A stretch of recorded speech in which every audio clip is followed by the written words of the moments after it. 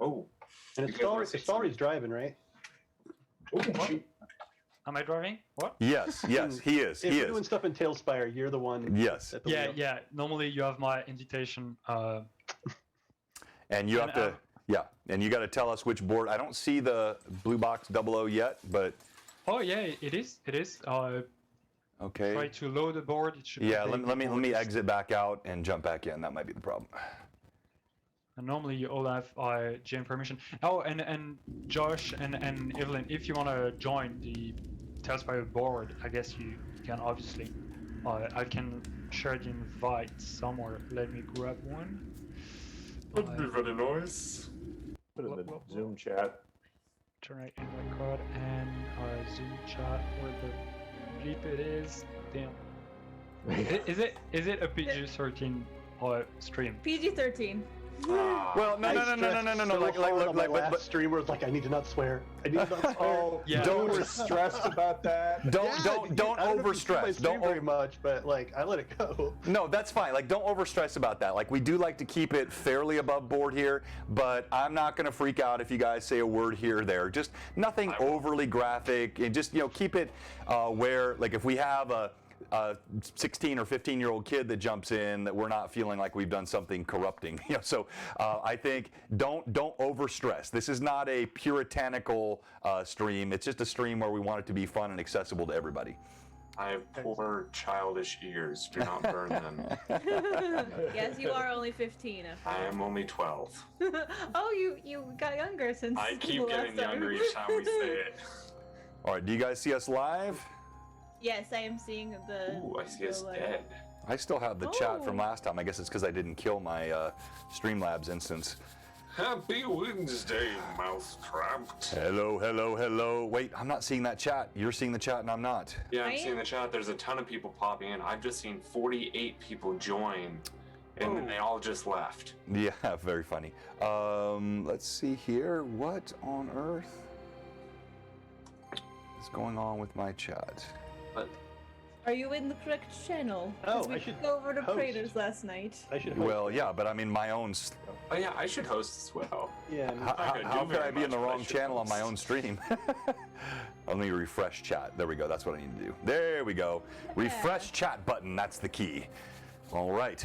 And let's see. We got Mousetrapped. Jay, good to see you. Thanks so much for shouting us out in a few places. Hello, Danny. Good to have you on with us tonight. People are jumping in already. And we're going to get started here in just a couple of moments. And man, I am so excited for tonight's show. Thank you for joining us. And thank you, Jay, really. I am joined by some illustrious folks tonight. So we're going to start in about 6-7 minutes. And just hang with us. It's going to be a fun ride. We got a 2-hour show tonight, a little longer than we normally do with LMA. But I feel like that's barely enough time to get through all that we're going to talk about tonight. It's going to be a good time.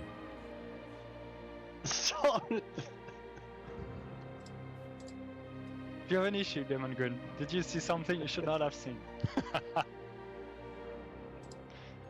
Oh man. You should do more stuff at midnight.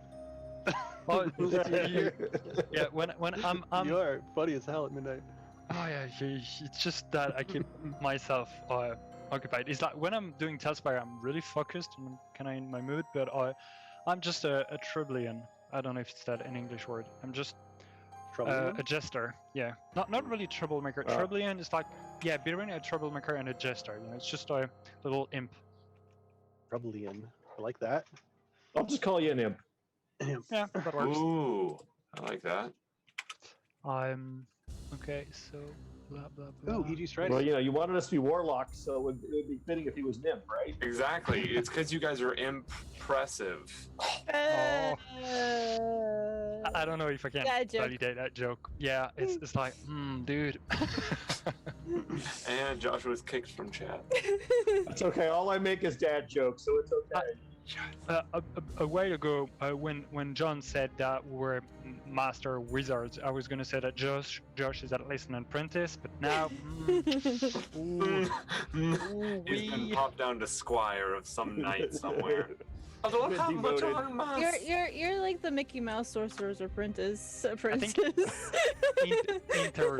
intern is nice. Intern. Oh, intern. I'm just a broom. But, you know, There it is. intern of the necro magician, so you might be food too, or fresh flesh. Depends on the Oh. necro magician wheel. Yeah, sorry, that was dark right away. No, it's fine. I'm Man, used to this. sorry, cut to the bone. Well, if you cut to the bone, yeah, it's gonna hurt. You know. Yeah.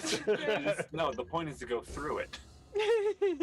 Well, it depends. Do you want to hurt or do you want to go Yeah, through he's it? trying. This is to the pain, so you know. To the pain. Pain. So, Still okay, best movie ever. Yes, it is. Hands down. You guys want to see an Oni, an advanced Dungeons and Dragons Oni that I already showed a few seconds ago? Well, Yes. So what's that? It's Is that something that you built or? No, I've- it's the original advanced Dungeons and Dragons Ogre Mage. Oh. It's Still, really funny. I was telling to John that I have literally no D&D education. Like, I know nothing about D&D. That's so I've hard to never played believe. a real campaign. I've only done homebrew and like often with homebrew systems too. And I have like little to zero knowledge of the classical D&D stuff. No, Like, could you do me one favor, Charles? Could you say homebrew? yeah. Could you say homebrew one more time, please? Homebrew? That was better. I liked it That was better the first time. It's better when he's thinking about it. Yeah, exactly. I like homebrew. It's so elegant. I studied French for 3 years in high school, as I mentioned to you, and I barely remember any of it. Qu'est-ce qu'il y a à coin de la rue? I remember that, but not too much more.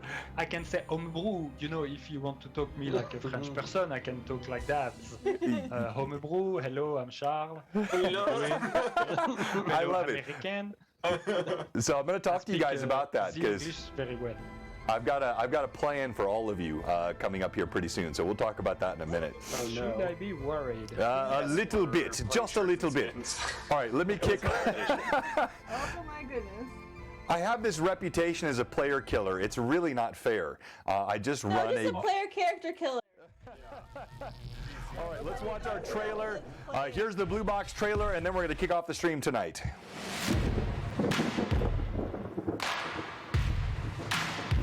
Yeah, I was surprised when Frank survived this last session.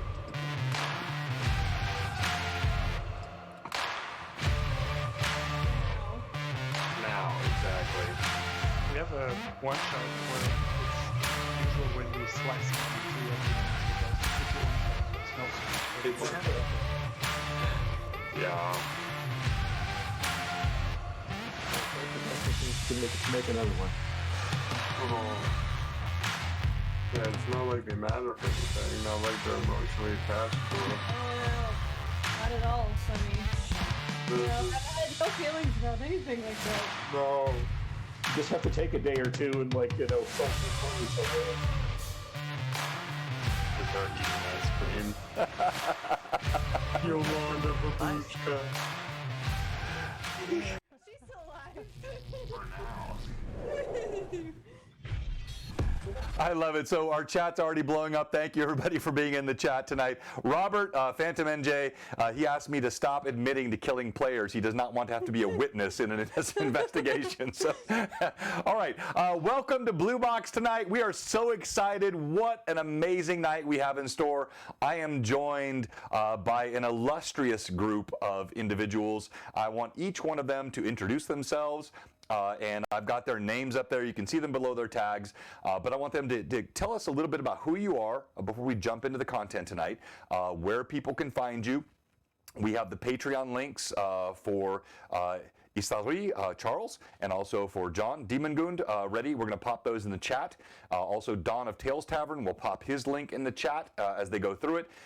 We have Theater Evie, and then, of course, Josh of NPC Voices, who just kicked off his own stream this week and did a fantastic job. So I want each of you introduce yourselves, shout out where you can be found and what you're working on, and we'll pop all those creds in the chat, and then we'll jump into it. Why don't we start with you, Charles? Go ahead. Bonjour, je m'appelle Charles. Oh, yeah, no, sorry, wasn't supposed to start in English. So, hello, I'm Charles, or Istalri. I'm a French builder on Talespire, and as I was saying, I have literally no experience on D&D, so I have no idea what I'm doing here, but I'm very happy to be here. All right, and you can follow him there. His Patreon, and I'm going to say the same thing for John, Demon Gun, in a moment. I am on both their Patreons, and these guys push out content nonstop.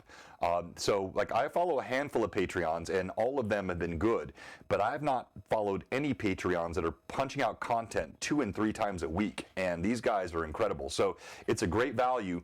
Follow Isari Charles. He is from France. It is past midnight his time right now, and thank you so much for being with us. John, go ahead.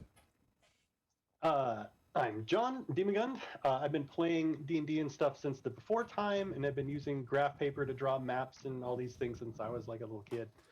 I picked up Talespire. Luckily, a friend let me know that there was this Kickstarter for this Talespire thing, and I got in pretty early, and I've spent the last year focusing primarily on super popular, ultra high quality Talespire maps for Wizards of the Coast content. And that's kind of my shtick. And so to support that, people can go to my Patreon, Demon Gun. I'm on like Twitter and stuff too, I suppose, if you're into that kind of thing. You'd be lucky if I check that very often. But mostly I'm on Twitch, Patreon. I'm on the Reddit a lot. So if you want to find me or figure out what I'm doing, that's where you can go. Yeah. And also I go look at Astari's tutorials all the time. So sometimes I'm lurking in the comments on his YouTube. Yeah, like these guys work together so much, and they create content. And so before I move on to Don, tell me about sometimes like one of you's creating a slab, but Istari, maybe John creates a slab or a board, but you're doing some of the artwork, or you're doing the cut scenes, or how's the collaboration between the two of you work? Istari's video editing skills and his like eye for screenshots, they're amazing. And so it's really nice on my end because I can make a totally crap board and just ask him to go take screenshots, and it looks just amazing, and people give me money for it. It's fake advertising to a new level, basically. Yeah. So that's basically the relationship. Is Istari does all the artwork and stuff, and I advertise that freely in all the PDFs and stuff that I produce. Well, look, that's great, and I need to make a public apology to Charles Istari, because on our stream with the folks from Talespire, I was playing a fast-forward sort of snapshot video that was running in the background. I just found it on YouTube, and I put it up, and I had his name up there, but I didn't realize he was the actual architect of that whole thing, and I did not give him the proper credit. So, Charles, please, my absolute humble apology. You are a genius, sir. All right, Don, tell us about Tales Tavern and all you're doing. Yeah, my name is Don. Find me on all over the place. Basically, this Mad Wizard 78 usually. Yeah, I founder and creator of Tales Tavern. I got into Kickstarter. Like, this is the only Kickstarter I think I've ever backed that actually became something. And I just thought it was so cool when I saw it. And then when it came live, I was so happy that it actually happened. And I've been a big community person. My business grew out of a community service years and years and years ago, and so I see such big things for Talespire and I have big plans for it. So I'm like, I gotta build something to go with this, and not only just the boards and slabs, but full campaigns and all the things that can get information out about Talespire and what's going on. And how I think this can be such a huge impact on the online D&D community that it's just exciting to be part of it, honestly. No, I agree. And part of what we'll talk about tonight, I don't even just think it's the online D&D community. I'm using Talespire in my direct sort of in-the-room games, because you can create great visualizations and jump between boards, and we'll talk about that later. But Don, thank you so much for being with us tonight. And I do want to just let everyone know, if you don't know, I do interact with my chat quite a bit. It's part of what I like to do here. And thank you to all those that are already in. I see so many of you commenting in the chat. And absolutely, I will not stop that. And yes, I did kill off 3 or more players in my game in the last year, PCs, in the last year. But just think about that. I'm running every week 2 to 3 different campaigns. So if 3 people in the course of 150 sessions would lose their characters, then that's just proper danger in a game, right? It's not like I'm like an assassin as a DM. I just want the risk of the game to be in there. All right, Evelyn, tell us about you, Theater Evie. Hi, I'm Theater Evie. I am on Blue Box all the time. I am in both of the regular campaigns, and I am always on here on Little Maze each week. I'm also a prop maker. I make all sorts of props and do all sorts of cool theater things. And so yeah, and you can find me on Facebook and Instagram and Twitter, all at Theater Evie. Outstanding, thank you. And she is partner here with me on Blue Box, and she does so much to help me. If you think I do anything good, it's all because of her. All right, let's go to Josh. Josh, who runs NPC Voices. He is Talespire tonight. So go ahead, Josh. Hey guys, I'm Josh of NPC Voices. If you ever want to come and see some nerdery, go check out my twitch.tv/NPC Voices. If you want to follow some weird voices or just some weird videos or good D&D content, follow me on Twitter or Instagram at the same thing, NPC Voices. But I'm also a giant nerd for Talespire, so I'm super excited to be jumping on with these demon good guys. I'm excited. I think you can get out. And yeah, and Josh, as always, is very humble. His stream was amazing. You need to check it out. And he's a great voice actor, also a great narrator. And his players do something I have not really pushed with my players, and don't really think I will. Not because I judge it, just I haven't really felt compelled to. They do cosplay, and their cosplay was incredible this week. And they had horns and hoods and green paint, and it was just a really fun time to watch their stream, so check them out. All right. So we have 3 primary topics tonight. We're going to talk about tips and tricks for building. And Istalri Charles is going to lead that. And he's going to talk about all the cool things you can do when you're building and the content in Talespire. Then we're going to go to DM tips and tricks, how to run a game, working with views, working with the blocks that you can create, different cutscenes, and that's going to be led by John Dimongund. And then we're going to get into the social aspect, sharing slabs and boards, and the overall game. But before we jump into all of that, we've already had Charles tell us he's never played D&D. Well, guess what, Charles?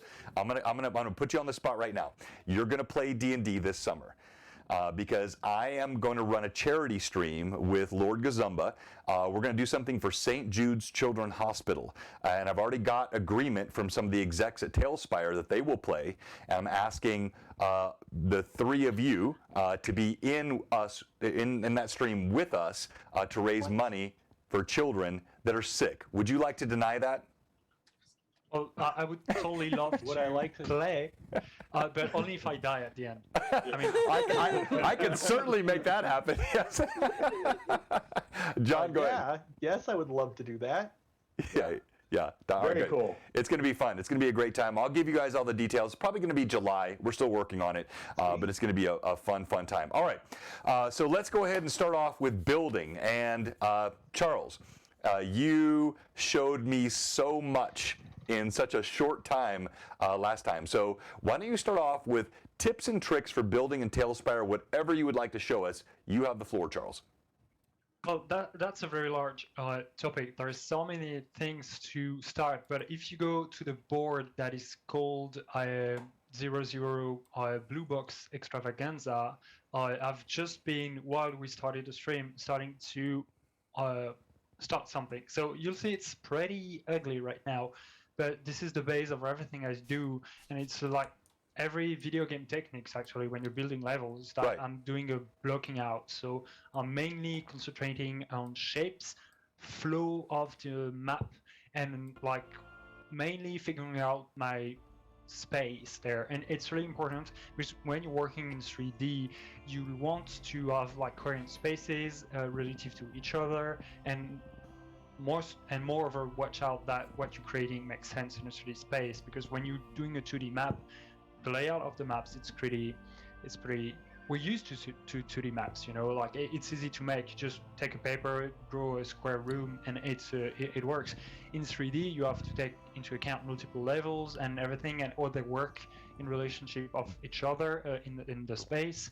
And so that's what I'm doing there. It's just I'm blocking out shapes and looking at the general flow of my build, where players are going to go, what's the story I'm going to tell. So for now it's ugly, but then after a while it can become very nice, and then I'm going to ask you to go back to Nate's house. It's the board with the white pin in it. Okay. And this is what you can have in the end when you have created like something much more elaborate with all the details you can add in the end.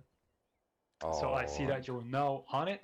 Yep. And you can see that with all the details, it looks much more natural and lived in and everything. But before it was just like boxes and blocks and everything. And that's how I work, is that I create first my shapes and then I like iterate on them and I add layers and layers of details. But it looks great, to my opinion, because first I made something that made sense shape-wise and interesting-wise, like I was telling myself stories. I don't know if I'm making sense. Don't hesitate to stop me. I'm rambling a lot when I'm speaking. No, I think you're making sense. And by the way, I've never seen Nate's house before, and I am blown away as I'm watching this. I'm showing it on our stream right now, and I'm just exploring it live. This is incredible. And what you're looking at currently is just the same slab that I've repeated 4 or 5 times, like rotated. And this is a really good way to make screenshots too, or to see if your asset works.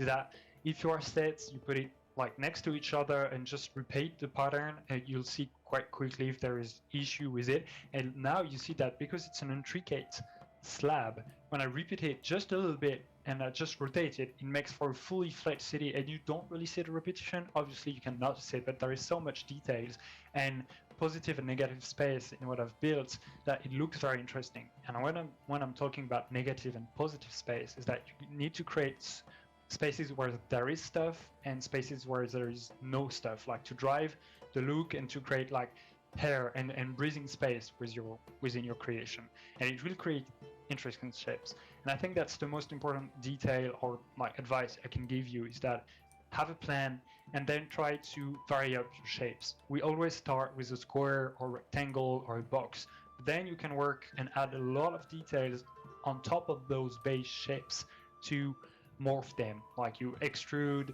and you push like matters and you bring stuff, and your box now just have a lot of nook and crannies, and it will get more interesting and just layers, and basically that's it. I think there's a lot of little stuff, but it's always a good start to start simple, make the biggest shapes, block out everything, and then add complexity.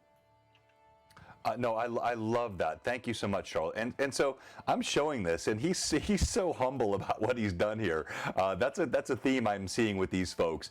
But you can just see how incredible this is. And to do this, there's a lot of time that goes into it. Now, a couple things our chat. We have Anna B. Meyer with us. Anna B. Meyer is the creator of all things cartographical glory. She has made the Greyhawk maps, which are legendary throughout all this community. Thank you so much for being with us tonight. We had comments also from Danny, who said she loves the European architecture. Now, I think the European architecture style is almost intrinsic to the way the Talespire stuff is created, but any of the three of you, Danny, John, Charles, or Don, if any of you would like to comment on that, sort of the European architecture style of this. I think he's a cheater. I think Starry's a cheater. He grows up in France. He's like, oh, I want to see an old ancient cathedral. Oh, well, there's just one over there. I can just go look at it. And he's shown pictures before where he does that. That's he's like, yeah, and I'm like, okay, I got to go to like Google image search. Oh, what's a Gothic cathedral look like? I don't know. But he's like, oh, there's this one. There was one by my elementary school.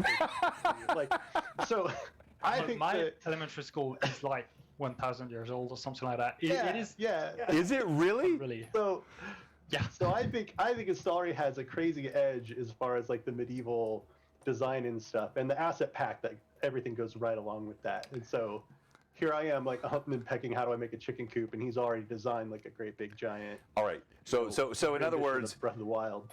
So in other words, John has said we should give no credit to Charles. This is just intrinsic to his upbringing. But no, Anna, you're welcome. And Anna, I envision incredible Talespire builds of many of your maps. I can't wait to see a full Free City of Greyhawk map built out in Talespire, which I think Josh is probably working on, but it's going to happen. And there's so many things with these. You can take the old school alloy with the new school technology, and that's what we're really all about here at Blue Box. We're telling great stories that are based on the original vision of Gary Gygax and Dave Arneson, but we're doing it with the new technology. So I've had my two other guests, Evelyn and Josh, a bit quiet now. Before I ask my next question of the august panel here, Josh, what would you like to say or ask? I got nothing. I'm literally just still going around the house. I'm looking at different stuff like, wait, is that new? I'm like, oh no, that's just this object used in this way. Oh, I'm okay. Like, oh my gosh, wait. Okay. Wait. That's so good. I'm so glad you said that. I have that in my notes. So what you just said was a main thing that I observed, which is Charles or John, when I watch your builds, sometimes you're using the assets in ways that they were not originally intended. You're sinking trees below the level to create a larger bush. You're doing things which are, you're kind of extending it beyond maybe even what the Bouncy Rock engineers intended. Talk about that, either one of you. I think Demon Gun is a bit better than me at that because is a bit slower in his build because he's doing live streaming a lot. So he takes more time into thinking into it. His community helps him a lot, and when I'm looking at his builds, I often find a lot of very nice ideas that myself would not have think of it. But I think that's the beauty of the Talespire community, is that we're so many different brains bringing so many different solutions to so many different questions that when you pick a good slab, there is always something to learn. But Demon Gun is particularly good at like very subtle details that would be hard to make in Talespire, but just create them with blending assets. I'm a bit more conservative with that, but it is really, I think, almost better than me probably on that front.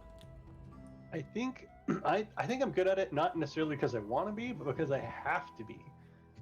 When I'm making maps and designing stuff off of a module, if the module says there is a mirror on this wall and it has like antlers on the side of it, okay, how do I do that?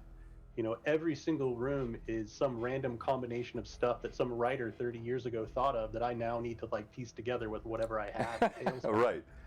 And out of that though, like there was like 40, like as Starling was saying, there's like 45 minutes to an hour where we were trying to figure out how to do a chandelier in the dining hall in the death house.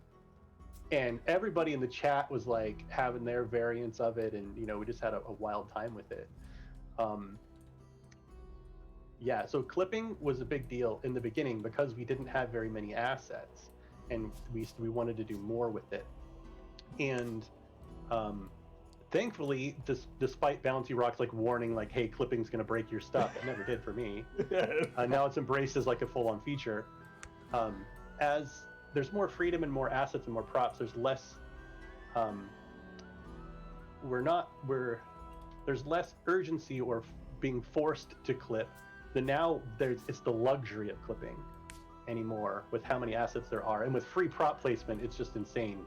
The stuff that you can do is super fast. And what also I see is that, okay, did I forget my point? I think I forgot my point, but so I'm just gonna open something else. Is that when you're building with clipping, I see a lot of people overusing it a little bit due to the novelty and everything. I see a lot of great ideas, but in my idea, it's good to use clipping when you really need to make, like as said, Demon Gun, a detail that is in a scenario or something, because it's capital to the story. But everything that is not very important, you should, on my side, I restrain myself a little bit because I like that Talespire aesthetic and that like physicality that has the game, and it needs to be a bit simple. And I see people doing crazy batshit stuff with clipping, which is amazing what they create. But to me, I would not use it to build, because I feel that to a certain degree, when you clip too much, you lose a bit of the sense of it should be something physical. So there is for sure a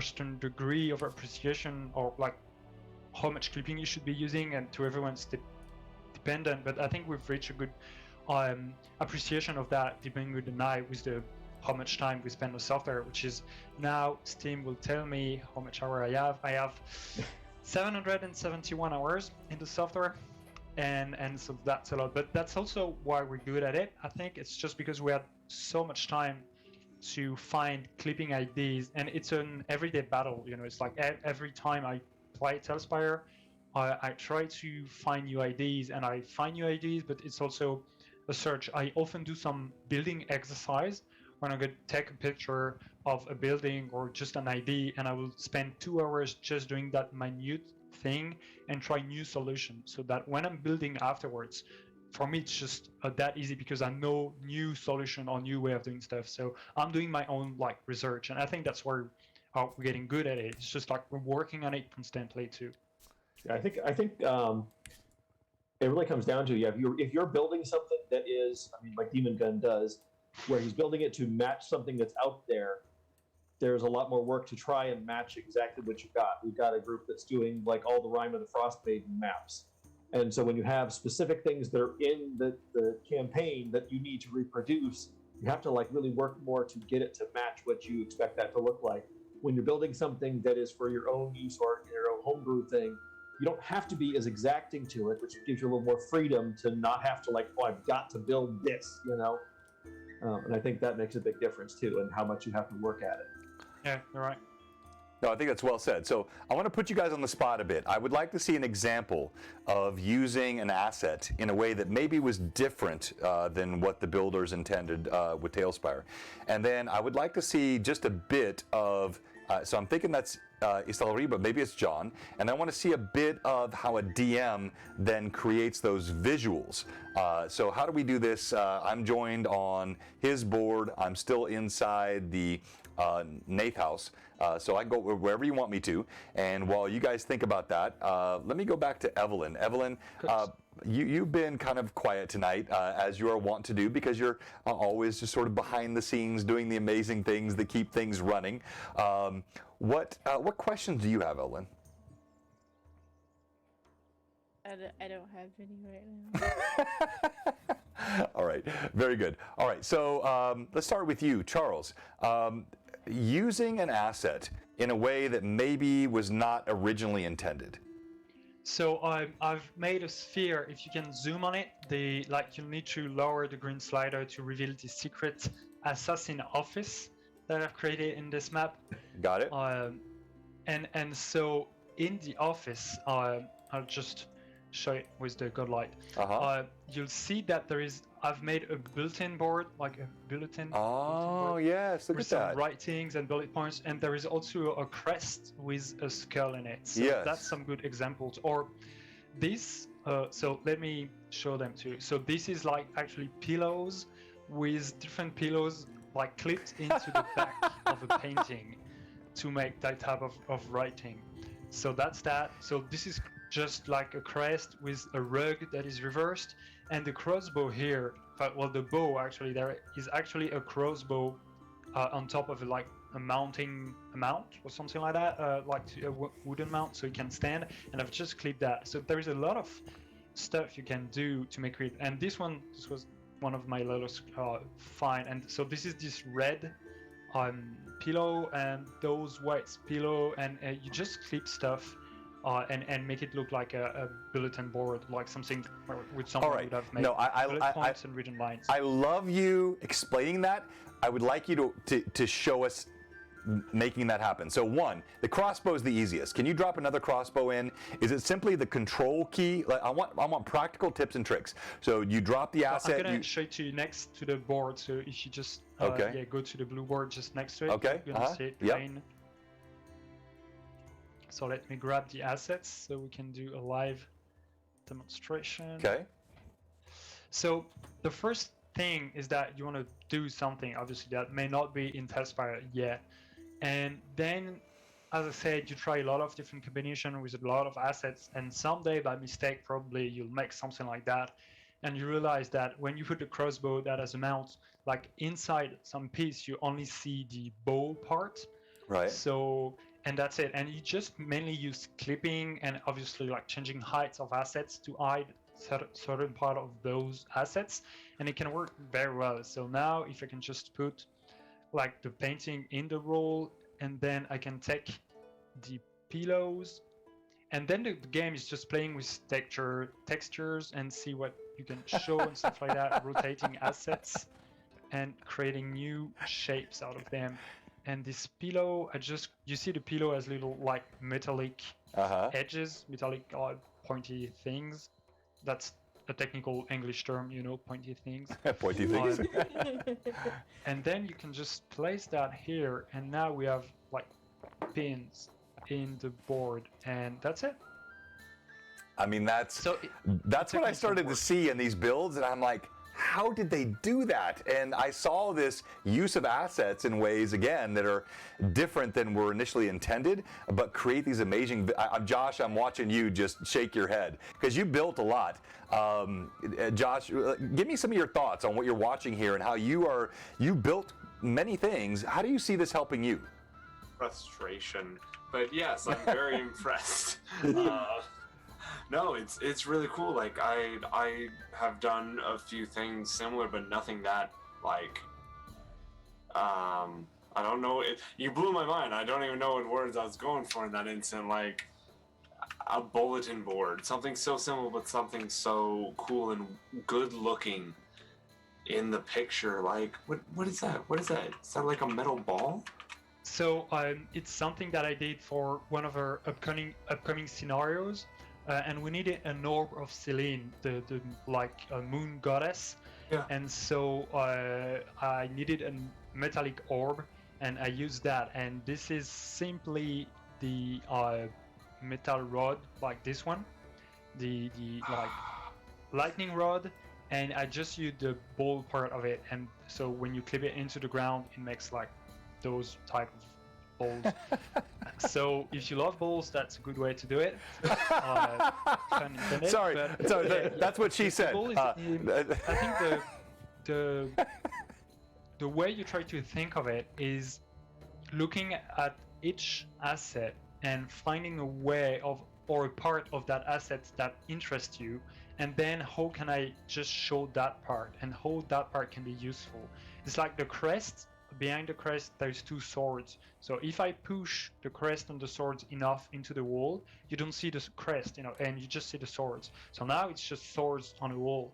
So there's a lot of little stuff you can do like that. And so if I grab another maybe pillow, I can probably do something. I don't know. And that's always the case. You only need to find new ways to do stuff. And my advice would be try to not overdo it. Like, you can obviously do crazy stuff if you clip 100 assets together. But to me, it's a bit like cheating, and it's not very conservative. It's like waste a little bit, like in performance, in number of assets.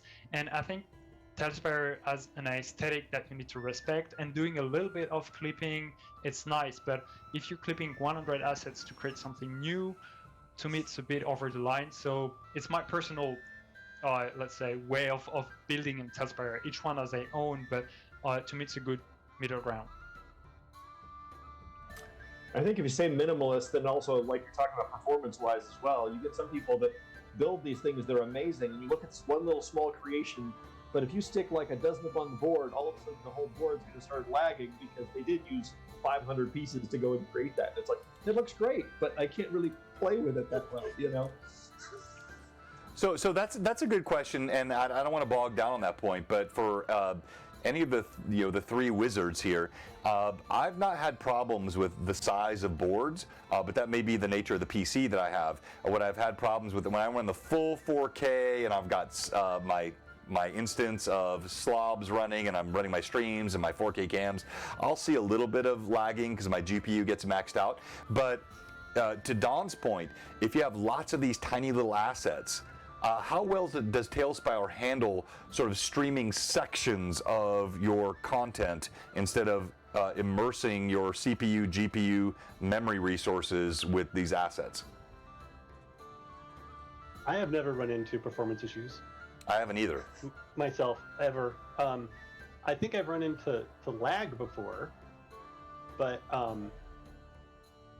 I've never, and that's not true. So in some of Tog DM's builds that have like 15 builders building really, really, really big maps, but that's so far away from the normal use case that it does really well. I mean, I've had games where I do know people that have had issues with certain boards where it starts to slow down, but it has to do a lot with their computer. And I think overall, Talespire does really well as long as you've got a decent computer, and even does fairly well even if you have an older computer. But there is a point when it starts to become too much, and I do know that I haven't personally run into it big time. I mean, I noticed it on the Tog DM when I joined that.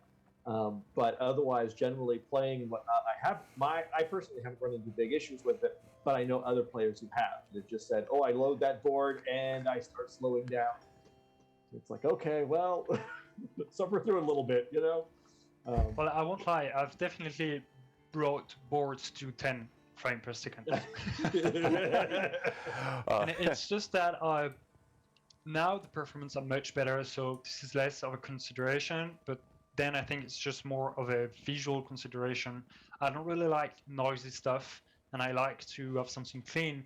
And even sometimes my own builds, I find them a little bit dense. And I think it's really important to keep in mind that you need to have clear way of players to move around like their physical miniatures in your space, but also you need to have a clear visual path and everything. So visually, if you clutter everything, it's very noisy and it's like giving you a headache a little bit, you know. So I'm really prone to designing stuff that are a bit simple, and the main piece can be detailed, but it means that elsewhere you need to have less details, and that's how you bring players to look at one piece. It's like there is more details there, and if there is less details elsewhere, you won't notice it. And it's always an act of balance. And it's like breaking the repetition of textures in Talespire and breaking the patterns you can see with assets. There's always a fine line of breaking the pattern and just trying it too much. But it is really a personal feel that is hard to convey. But I feel that I do it well because people like my stuff. It's always really hard to. I'm sorry. Did you just say you feel you do it well? Come on, dude. That's crazy. No, you do it incredibly well. It is like world-class stuff that you guys are doing. No, I think that's a good point though, because like even like when you're looking at this wall, you got several sort of consistent, lined up assets, but then you're flipping and moving to create this sense of variance, and then you're using these blocks and pulling some in, some out, and that window there in the middle of it. It's so much that you're doing that creates this more realistic look than just, pasting something across the side of a building and it doesn't look real. And visually, it is interesting. There is a variation of textures and detail, but it's not noisy. Like the wall is, compared to the other assets, looks very flat but I will say bland. It's not bland because there's a lot of details, but it's not something that will catch your eye and distract you from like the main asset, which is the big medieval house that is higher up on the hill. And there's also for me a work with colors. You need to use contrasting colors. Like there we have the light wood and the dark stone and the green and the red roofs, but you need to use colors to drive the eye and not to be too noisy. And this is something I'm always careful about, not mixing too much colors or not mixing too much textures. When I try to build like this set, like I don't use the other type of trees, I don't use many types of walls and everything. I choose a set of tiles that I'm gonna use, and I use only those, and it helps me building faster, and it helps the visual coherence of everything. No, I think that's well said. So Kraken Dice asked what we're looking at. In one sentence, Charles, what would you say we're looking at here? This was mainly a medieval Borg village, Borg, that I wanted to create, and it only started with the big house, that is the higher house. It was just like a trial for me of a new style, and just went on with it. All right, very good. All right, so I'd like to do a little bit more building, and then I really want to jump into DMing and creating views and understanding how to have your cutscenes set up well. So I'll let either one of you, but I think that was really going to be more John's purview. But Charles, could you just show us a bit of building kind of from scratch? I don't know if it's that first board, and just let the viewers watch as you build. And then we'll chat maybe between Josh, Evelyn, and Dawn and I while you do that. Would that be okay? Well, of course, you can hop on the 00 Blue Box Extravaganza Already there? board, and I'm just continuing my main, what did I say? Blocking, yeah. Yes, blocking, yes. My blocking out the shapes and adding more details over time, and just working out on this complex 3D space I'm working on. So if you watch it, you'll see details popping up. Can I interject just real quick? Absolutely. So there was a question an infinite amount of time ago about using assets to be things that they probably didn't intend. Right. So off to the side on the RPG Extravaganza board. Right. We're there. The first item, if you look at it here, is going to be the s'mores that I've made, which probably they didn't intend. Oh, is that a 5x5 s'more? We might need to have a s'mores. You made a giant s'more. It's a minor thing. My stuff's probably not as flashy as Istari's, but it's a little bath. Yeah. It's a little bathroom that's overgrown, that's got a barrel of water in it, and some funky mushrooms grown in from the foundry. Oh, this one, yes, okay. But it's just a cute little thing. But yeah, those are my two examples of. I love both of those. I love both of those. Those are so cool. And by the way, I should have mentioned this earlier. So tonight, we're not playing a game, so we're not looking for advantages and all that. But I will say, any bits that are given tonight, if you want to give cheers, every single dollar that's received tonight will go to the content creators that are on with us tonight. I will make sure I get that to them either via Venmo or Apple Pay.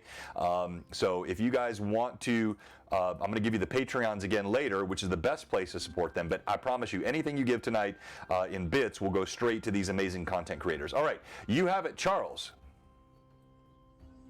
What? Sorry? Sorry, you. Charles, take it away. There real quick. Take it away, Charles. So I'm just building there, so. All right, while he's building, let me come back to Dawn. Dawn, you're seeing all kinds of content on Tales Tavern. You're hosting, and maybe if you could for a moment, talk about slabs, boards, and campaigns. Okay. Well, a lot of people, especially when they start with Talespire, they don't know these terms. A word of a board, but slab is a completely new thing in Talespire, and it's basically the terminology. I always like to think of it as like, okay, I think of things as in like Legos. I think of like the assets as like Legos, okay? And so when you think of a slab, you're thinking of like a house you built out of Legos, or a car, or a small little town you built. And they're basically pieces that you can then take, and you can put two houses together, or you can put a car and a house together, or you can take the Jack in the Box that you built, or whatever you built out of the thing. And that's sort of what a slab is, and they can be built, and they can be shared up with a Tales Tavern, sent to your friend, whatever. And there's also boards. Now, boards are different in that they are, imagine an entire level in D&D, or entire literally, like, you take those Lego green boards, you built like a whole big thing, you lift it up, you're moving that whole area with you. And there's good and bad to both as to when you would want to, when you're sharing them, share a slab versus a board. Slabs work really well with things that you want to interchange and intermix. There's one of the creators out there that started building, as a group, they started building pieces that were all interchangeable. So you could build whole towns. You could drop in, oh, he's built a forge, and this guy's built a tavern, and this guy's built a, school, and you can drop them in. Boards contain more because they can contain the minis, but you can't intermix them as well for pieces. So they work really well when you're doing things like we're doing Rime on the Frost Maiden builds, where you've got the entire, town, or one of the 10 towns. You can have the entire town there as one piece, and you can just import the whole thing. So that's sort of a thing. We actually put a guide up on Tales Tavern for people that didn't understand the terminology to try to understand the difference. And then we actually, in Talespire, they have a campaign, which is obviously a bunch of boards put together, which is what we're in now, in a Stalry's campaign with 400 amazing boards. But I actually built just recently and launched, really technically yesterday, on Tales Tavern, where you can then build a campaign in there and collect together boards, slabs. You can upload PDFs and everything, so that, say you're running Rime of the Frost Maiden, or you're running some of the stuff that Demon Guns made, you can go to one page and you can get every asset you're going to need, every slab you're going to need, every board you're going to need. If you've built something that you've done a homebrew for and you've made a PDF for it, it's always got a couple of them out there. You've got those accessible right there. And so it's really nice. I mean, I think that's the power of the community with Talespire is, if you're a great builder, that's awesome. And if you love to do that, that's great. But if you want to just be a DM and run something, you don't want to have to spend 300 hours for something that your players are going to spend 20 minutes and they've moved on. And so being able to literally copy and paste is an amazing thing, Now you're speaking my language. You're speaking my language, John, because I like building. I built a couple things in here, but I do not have time to build all the things. I run 2 or 3 different sessions and campaigns each week.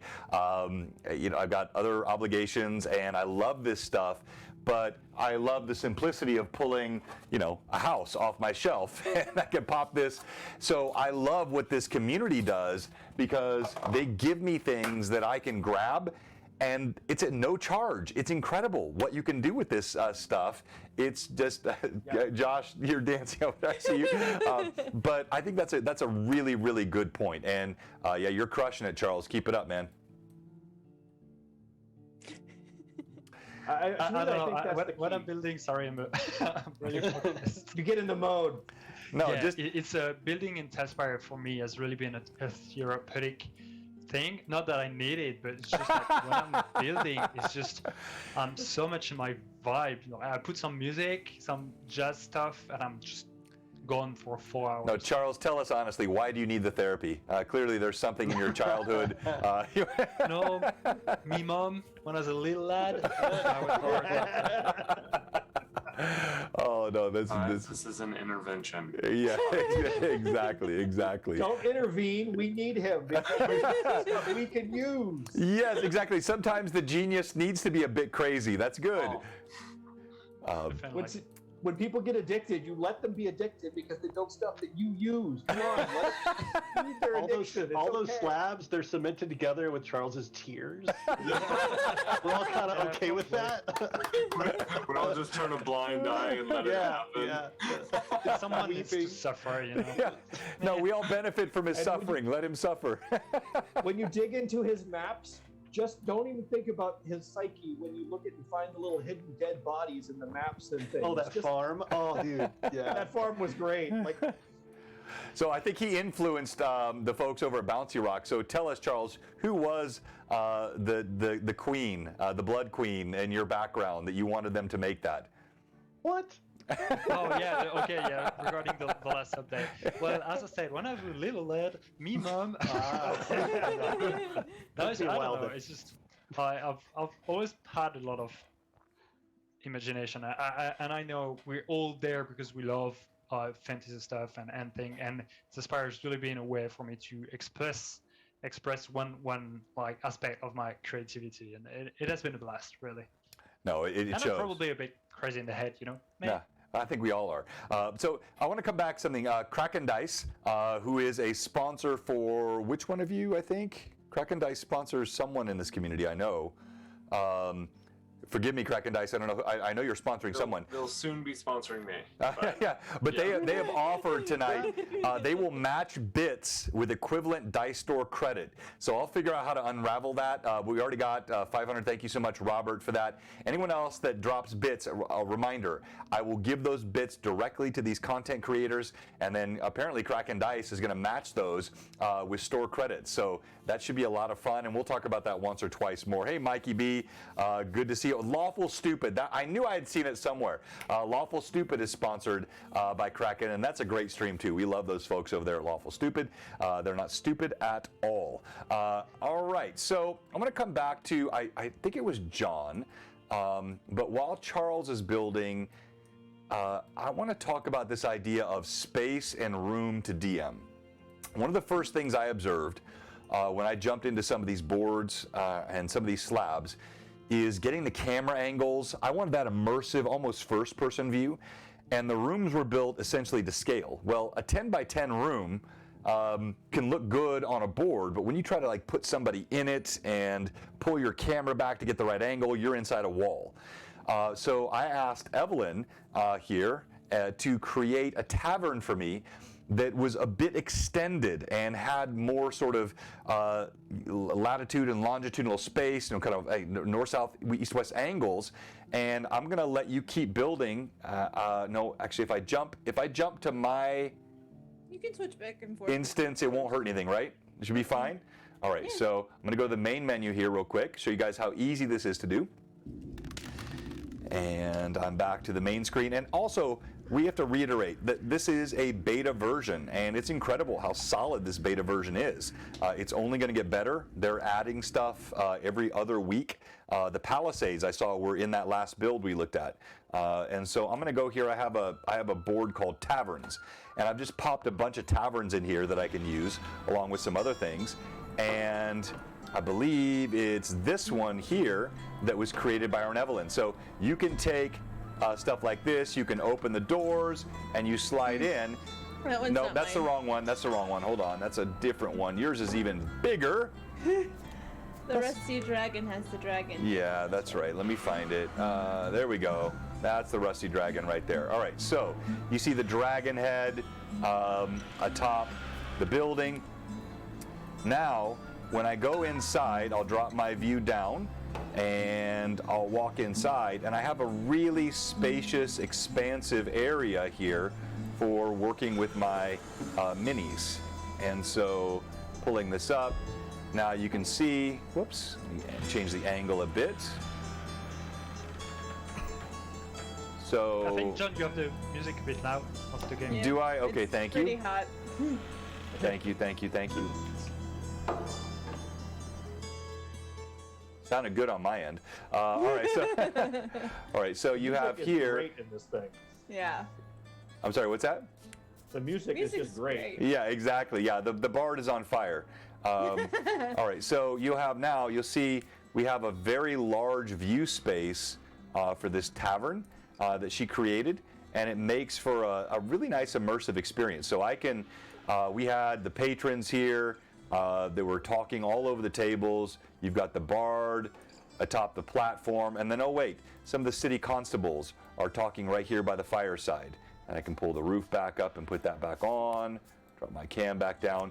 So this ability to create bigger spaces, what can Talespire builders start taking, maybe if you get a map, a 2D map that shows a room 20 by 20, would there be anything wrong with building it 40 by 40 or making the ceilings a little higher in Talespire so a DM can move around and have better camera views? And if they know sort of the economy of measurement there, they can make those adjustments with the rulers and whatnot that they have, so they can get great camera views without like bumping into walls all the time or having to drop the views down. I mean, I would say that you would have to have it be fun, right? Really, to have it be fun in Talespire, where you move the cameras around. The reasons to not do that might be your module purists. Like if you're basing it off of the Blood Wine Inn from Curse of Strahd, and it's not 15 feet across like it shows in the thing, like you might have some players that are actually upset about that. So I think almost everything that I have done translated from 2D to 3D has been larger. I mean, I think I talk about a whole bunch in my hide volumes video, where like on the map, your wall is a line, is like a pixel. When in 3D, it's actually like 5 feet or 2.5 feet of stone or whatever. I have a very good tutorial on that. Yeah, Asari has one, has the authoritative one. In what you're going to find is that when you start doing those kinds of things, so okay, so you say you make it a little larger, and now you have the walls that are a certain width. You're going to have to add things to a 3D map to make it make sense that you just don't need in a 2D map. Like, how is this roof like this without pillars? Okay, so now you got to add pillars. Or like, things need to make sense in a 3D space in a way that you can just totally forget about it and abstract it away in 2D.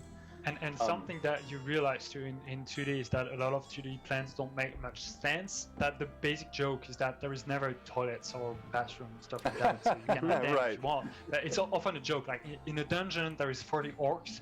They don't have a kitchen nor toilets. What's happening there? But that's the funny part of the equation. But you also have to think of the outside. What's the facade of the building looking like? Like in the description of the scenario, it can be 2 lines. For you, it will take you 4 hours to do the facade of the building. You're not doing just the interior of the rooms. So there's a lot of more consideration into building and planning and stuff. Like sometimes you build stuff and you're like, this does not make sense. Like stairs mostly, ladders and stuff like that don't reach up to the correct height or correct rooms, or just even rooms that are not placed in a logical way. Because in 3D you see stuff and you're like, why put the horse stable behind like the granary or stuff like that? You know, stuff that in real life you'd be like, hey, that's weird. And in 2D it does not strike us as much. So when building with Talespire from scenarios like the Mungun has been doing, there is a lot of forward thinking that is involved. No, well said. That makes a lot of sense. And so that makes me feel better, because I felt like, look, I get what you're saying, John, the purists, but ultimately, this should be about storytelling and immersion and fun. And even, maybe it's not 15 by 15, but as long as it is symmetrical, so it's 30 by 30. So it's consistent with the original sort of vision of the I think that should be fine. And then you can create, you know, so what if the ceilings were supposed to be 10 feet? If I make them 15 feet, so I can get a better angle, what's the harm there? Thank you so much for the follows. Thank you, Hollow Fox. I think Hollow Fox knows John. Hollow, what's up, man? Yeah, Hollow. I think she shouted, or yeah, he. Hollow's, yeah, we're tight with Hollow Fox. Yeah, he shouted you out earlier, so thank you so much. Thanks for the follow again there. And huzzah, good to see you, Short Mom. Thank you again for the bits, Robert. All right, so let's go back and let's see what Charles has done on his board. So I'm showing you here how easy it is to move between not just boards in your own Talespire instance, but you can jump into your friends, other folks. I actually have one here. I'm showing, you see this Avonlea's Playground? I have a 10-year-old daughter. This to her is like Minecraft on steroids. So she can go in here and she can build in her playground. Is that safe for 10-year-old girls? Well, she's been playing D&D with me since she was 6, so she's already heard some pretty bad stuff. All right, so we're going to go into the test environment here again. Hey, Patrick Fraley, good to see you. Thanks, Mikey B. I think John and Demon, you were going to make a really good point, is that a lot of people in Talespire stay stuck on the visual, and we had the issue recently with one of our players in a one-shot, and he was like, no, I don't see that asset, I don't see like a tree, so there can't be a tree, I don't see a rock, so that rock is not there. And I think you should never forget that it's a game of the mind, and Talespire is only a support and a help for visual stuff. But if you want like that bridge to be actually a dragon, it will be a dragon. Like the word of the game master is low, but in a respectful way. You know, it's just Talespire should always only be a support for your story and not the truth and only vision that exists. And I think that it's important to make the distinction there, that to not forget that it's only a support for your own adventures, and it should not never be like the real truth and the sole truth of the game. So I'm sorry, Don, I'll come back to you in a second, but I think that's so well said, and the reason I wanted to jump in is because even like last night, there were elements of my stream, I wanted the players to see the visualizations, but only as I narrate them. If you see something and I say, no, that's not there, okay, that's no different than on my table here, and I'll rotate the table so I think I can get some of the terrain. Yeah, you can see a little bit of Dwarven Forge terrain here on this side.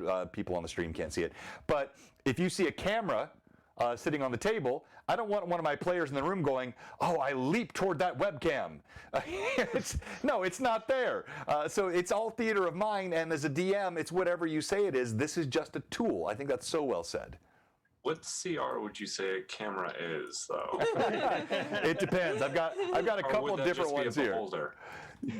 The Brio are like CR10. The 922s are CR7, and this Alterec thing I have here, it's like a CR4. All right, so we're watching here what Charles has done, and man, it's already coming together. Look at this. Yeah, for now it looks very blocky, but I keep adding details and stuff like that. And also something I think that's important when building, if you're not building from a specific scenario, is that you should never like get stuck or like get too pent up on an idea. Meaning that I always have like a vision where I want to end, but I never know like which path I'm gonna take, or the inverse. Like I know a little bit the vision I have, but the path that it will lead me to it is always like something that I discover, because you build something and you're like, oh, that would be so great if I build that way. So I'm always echoing and building upon what I'm creating. It makes for much more organic stuff. Like I'm never saying to myself like I should be like that, and if I'm not succeeding, no, it should be like that. So I'm just building stuff and I feel like, oh, that should be good, and answering to your own creation is good. And I think when you make mistakes, just lean into it, because sometimes it's just impossible or hard to do something, so you make mistakes, or it's just you can't do something. Just accept it and build with it, around it, and it will really help you grow first, like because you don't get stuck on mistakes or just on issues, but it also will make your design more organic, more human, you know, because you can do that. But if I have this there and this there and just build upon stuff, and it works really well that way. So Don, I promise I come back to you. We were saying something earlier. Go ahead. Oh yeah, no, it's the same thing. I mean, there are some people that look at Talespire and they see it as like, you know, a game, and it is a game, but I don't know, for some reason that term always seems weird to me, because the game is not just in Talespire. It's in my head. It's right. You know, it's not like a video game where when you're playing a video game, if you don't see it in the video game, it's not there. It's like, no, in Talespire, this is to support me playing the game that I'm really playing. You know, and that's the only thing with the size thing is also a thing that I've done in the past. When I take slabs, I try to actually, you know, take a mini and run them through it. Not so much because I'm trying to measure anything like that, but to make sure that the mini can flow through it so it doesn't distract from the game. You don't like, I can't get in the door. I can't get, oops, I went upstairs. Oh, I went, you know. And so things like that, adding that little extra padding for space helps to make that flow better. So once again, it doesn't distract you from what you're really playing. So I think there's what's interesting to me, like on the sociological side of this, is that our relationship and understanding and expectations of how to interact with the 2D map with our party is established. We've been doing it for years and years and years. We've established interactions with 3D space for a long time too, but it's primarily like through video games, like Spyro the Dragon or whatever the hell game that you're playing, right? And so now we have these two kind of mediums that are coming together, and some folks are having more or less trouble with the expectation of I'm in a 3D world, it's literal, versus I'm in a 3D world and it's, what am I looking at? This is my 3D world with my minis before, so they would lift up. Yeah. So, but I mean like digital 3D. I know, I'm teasing. So it's just finding and learning how to ask the questions of like, I see a rock, is this rock really there? And have that be an actual negotiation versus like, you know, if I'm playing Metal Gear Solid and there's a rock there, I can hide behind it or something like that. So, let me jump in on that and give a real practical example. And I don't know if this is bad or good, but you know, as DMs, we all, Charles knows nothing about this because he's never really played. But as DMs, we all have a combination of planning and then just sort of the ad hoc improvisation, and that's part of DMing. And sometimes you'll have one thing in your mind, and then your players will do something or say something, and you can't be restrictive in that moment and say, no, you got to think about that. Oh, that's a better story, or that's a better angle, or I like that. last night, I had a board in Talespire that I was using, and I don't know if you guys saw it. I won't go back to it right now, but it had these electric things and an altar, and it was skull pillars, and it was this gorgeous board and a huge combat that we had. At one point, one of my players, Rory, he's a gnome illusionist. He had shrunk a tree down to this size, got inside, and then when he got close to one of the enemies, he enlarged it back to its original size, threw it into a wall. It burst through the wall in my game, crushed the orc, but behind that wall, and I had seen it, but I didn't think the players would see it, there was another room in the Talespire build, because I just copied it from somebody that had put it in Tales Tavern. There was another room back there, and there was a candle, and a desk, and a tapestry, and my player jumped on it, he's like, ooh, is that there? And I could have gone easily. I could have said, I've been fine. Like, no, that's not there. And I did that actually with some blue beds on that same board. You remember Evelyn and Josh. But on that one, I'm like, why, yes, it is. and then it became part of the game. And that's no different than you would do with graph paper or any as a DM, you can use Talespire and you can either restrict it in a way that you want to, or you can actually let sometimes these builds carry you in a direction you didn't think of. It's kind of a meme as a builder, where you're making a room and you're like, oh, this looks too much like a chest. And then it's like, you know what? Not my problem. Whoever the DM is that fixes this board up is gonna have to deal with it. It's like I have a lot of fun placing dead bodies everywhere, but really in like bizarre spots, and they're really hidden. So I know that some people never saw them, and just at some point, like you turn the camera and you see just a skull hidden in a shelf, something like that. And I just amuse myself to think that someone will just pester the game master about it. Like, why is there a skull in that health kingdom or stuff like that? Like, it's so funny to me. Probably. You did that with your Anku farm. Your Anku farm had it all over the place. And I was using that. I mean, I used it in the game that West March's game I was playing in. And at times people would like find one that no one had found before. They're like, "Is it there?" And I'm like, "Sure." You know? Well, exactly. And yes, again, the Kraken Dice. Thank you so much, Kraken Dice. And your stuff is gorgeous, as Josh said. And thank you. It's all about the dice. Short Mom sent some out. She's Mrs. Blue Box. She is absolutely. Tiger, don't scare the fans. I'm sorry. Go ahead, Josh. No, I was just saying that all of us are Miss Blue Box since we're all part of this. All right, so Josh, I'm gonna come back to. We're gonna go next to John, and we're gonna talk about some DM tips. I want to talk about cutscenes and other, blocks, environment blocks, and some of the skills that I was taught by these guys.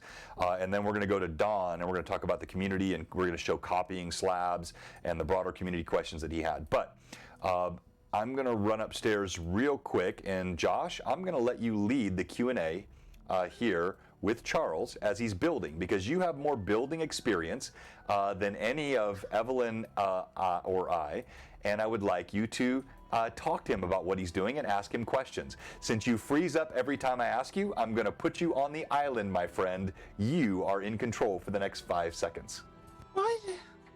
You got this, Josh. I don't know what to ask. tell us what to do, fearless leader. I see that you're using stones. Yeah, a lot. It is stony. It is, I think, one of the easiest set to build with, because it's so versatile, and the textures can be used in so many type of different stuff. And as we've said earlier in the stream, I'm really drawn to more medieval type of stuff. It's really like in my culture as a French, and baguettes and croissants, but also medieval stuff. So yeah, it's really easier for me. Yeah, that's super cool. Yeah, I'm currently developing an entire city, which was a horrible decision on my part. And as I've seen you guys and listened to you guys this whole time, I'm like, man, I really should have broken it into the sectors that I have, because right now I've built 5 sectors to the city. You could have used the low detail slabs assets. So I can dive into my like DM tips thing, which applies here. I don't know if we're holding off on that or what, but Oh yeah, go on. No, since I'm in charge, I would love to hear what you have. And John stepped away, so Yeah, this is on John. Now's our chance. Also, what are your guys' stance on dinosaurs in D&D? Do you like them? D&D? Yeah. It's like, how can you not like dinosaurs? I don't know. See, I would agree with John though. See, I'll have to back away. I'm not fond of dinosaurs in D&D. If they're on the encounter chart, they're on the encounter chart. Yes. If module says in swamp Tyrannosaurus, then I'll play with it. I'm not argue. going to not play. I'm not that crazy, but I don't think I've written anything that has included dinosaurs. Well, that's a mistake. Well, if you ever want to use dinosaurs, I found a way to use them with like a dark druid that used like a reverse spell or whatever on like lizard folk tribes, sending them back to like their ancestors. So Whoa. yeah, Noted. entire forest of sentient. What about a dinosaurs. bird? Could you do it on a bird and have that happen? Yeah, you end up with Big Bird though, and so things get weird. Everyone starts singing, and it's weird. But go into your DM tips, please. I'm So, John. one of the first tips that I would have for a DM is to know where you're at. Like, are you like, I want to start a game on Monday and I want to wow my players and like sit down and play, or are you like, I want to build out a big epic thing and have it be perfect in 3 months? And really, if you are in the first batch that just wants to pick up Talespire and play, I highly recommend just going to Tales Tavern. Know that Tales Tavern is there for you to just go get stuff and modify it. Because I can see where a lot of folks that I have seen and talked to are like, oh, I got Talespire, I sat down and tried to make a tavern, this is going to take too much time, forget about it. It's like, yeah, because if your goal is to just play and have fun, just go get the stuff. In the same way that you'd go get pay what you want maps from Patreon or Drive Through RPG, right? Like, they're there for people to go get. Like, people like me build so that DMs don't have to spend time building. No, I think that's. And I popped in here at the end of that, and I want to pull this up here, and I want to show this. I'm assuming this means we're talking about this means Josh failed on his question. So we're gonna Josh cut. voted you off the island. we totally Yeah, talked you're about no longer in dinosaurs. charge, John. I'm teasing. I'm teasing. All right, so I'm gonna show this here real quick. So I didn't mean to get in trouble, Josh. I swear. we're gonna come back to that build, but Tales Tavern here. You got the two main sites, Tales Bazaar, Tales Tavern. Tales Tavern is the one I've been on so much, and it's just such a great site. You can search for boards and assets. And what the point they were just making is, it can be overwhelming. Maybe you're just a DM, and as a DM, you want to play the game. So for example, Rise of the Rune Lords is my Sunday campaign. I've been playing that for 2 years. There's a slab for the entire town of Sandpoints living in Tales Tavern. Do I have the time to go in and build that out, or the skill, frankly? No, I don't. This is, to me, no different than I buy an iPhone. Am I going to build apps? I don't have time to build apps, but I can use them. And so I have the vehicle, then I use the content. And that's what Tales Tavern gives you. So Don, we're looking at this now while Charles is still building. We'll come back to that in a second. Just walk us through some things we should look at in your site. Yeah, I mean, obviously the main thing people are going to do is they're going to go to slabs and boards. And they've got options on the menu there to go and browse them all. And you can obviously search. I mean, that's obviously the simplest option, is literally go to the search box and type. But the one thing I really like is what we do is when you upload a slab or a board, categorize it. So let's say you go on slabs and boards, you can go to browse by categories on there, and you can see all the things people have built for specific locations. It's always interesting to see. So you got like Rime of the Frost Maiden, people got 15 slabs out there. Descent to Avernus got 11 slabs out there. There are You can always 11. go to I've which not one. seen this. Holy crap! There are 11 slabs for this is amazing, Don. I've used your site so much I didn't even know this was here. This is awesome. It's just fun, you know. It's like it lets you get all the things that you want to have that you don't want to build, and I always find it interesting because you got some things like you got inns tavern, you got 124 inns and taverns. Well, you don't really need to build a tavern, you know. There's Right. 124 Taverns out have been there. done. Yeah, they have. Done. So Evelyn, I don't know if you're looking at the Twitch screen here, but you've got Rise of the Rune Lords, the Sandpoint Glassworks. You guys Yep. explored those. That's already here in Tales Tavern. Rime of the Frost Maiden. Let's look at those. You've got Icewind Dale. Man, that is old as the hills. Icewind Dale. That's old school D&D. Do you know how many slabs there are now, Don? There are 1,360 something last week. Oh, I think there's over 1,400 now. Something I don't know what the number is. I'd have to look at it and see. But there's obviously new ones coming in every day. I mean, we've got, like I said, we've got a group that's working on building all of Rime of the Frost Maiden, and we don't even have them all posted up here. We've got almost all the 10 towns done, and they've built out a lot of the other locations. Some of them are there. Squid's built a fair number of them. I think I saw him earlier on the chat on the stream. So it's that's the best part, is like, especially large things like that you can get a group together, whether it be intentional or not, and get everything built. And so we don't have to go and build them all. I mean, don't get me wrong, you can, or you could go and take one and modify it for when you're playing with it.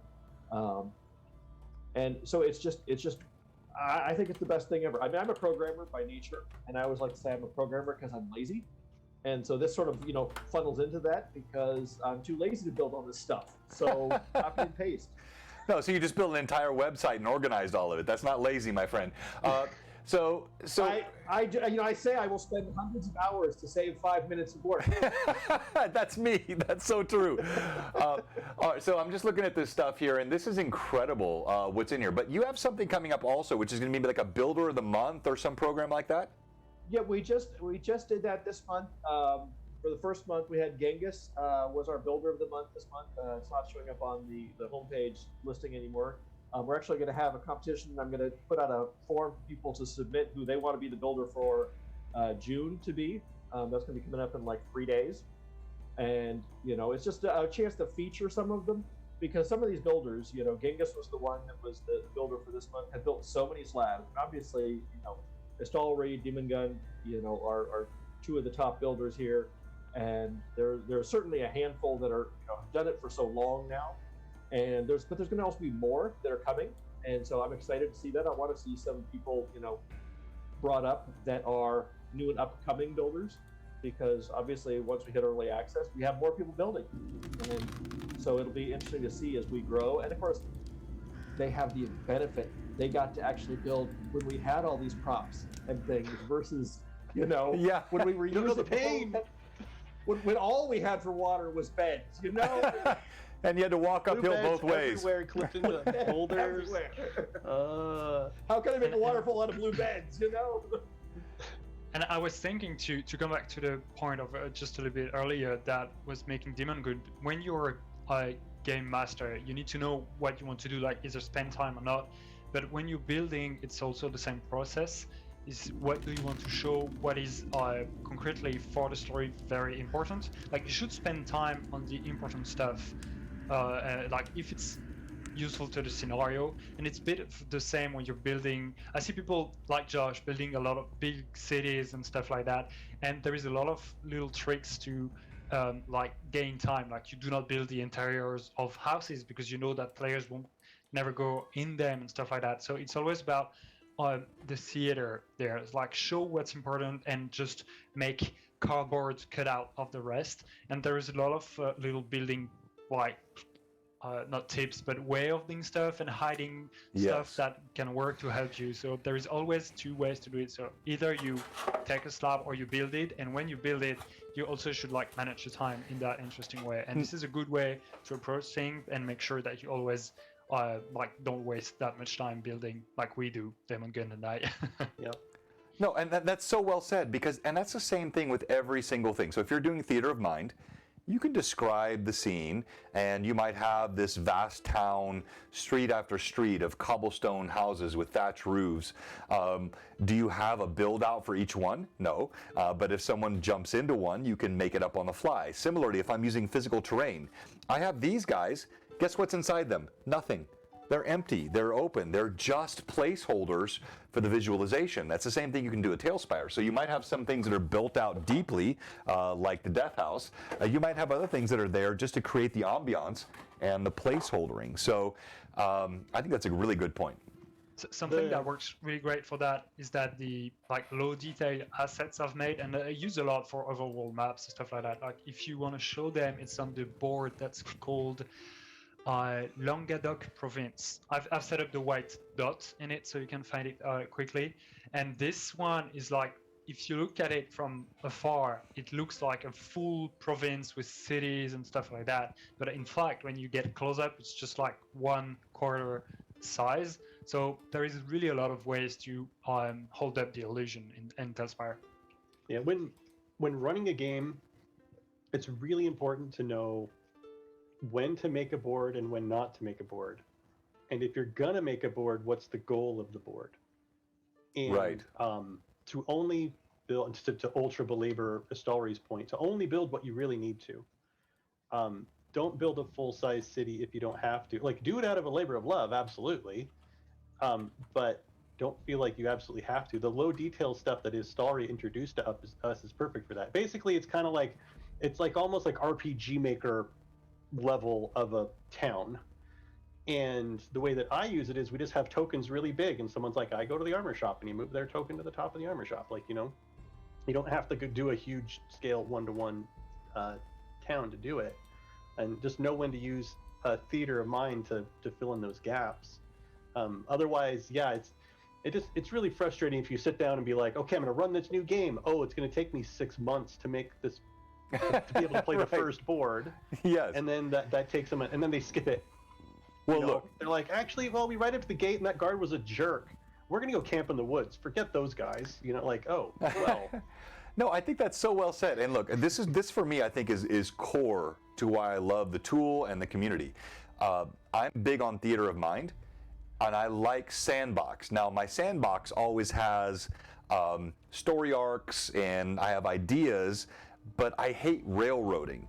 And when you're doing theater of mind, of course, you have complete openness. When you're doing minis and terrain, like, here, I'm going to risk turning this camera here, like what I have here on the table, that's great. But what if the players suddenly decide to teleport out of that because they have that capability and they want to go someplace else? Now I gotta yank all the board off here and change all the minis out and terrain. So I don't want to ever be as a DM.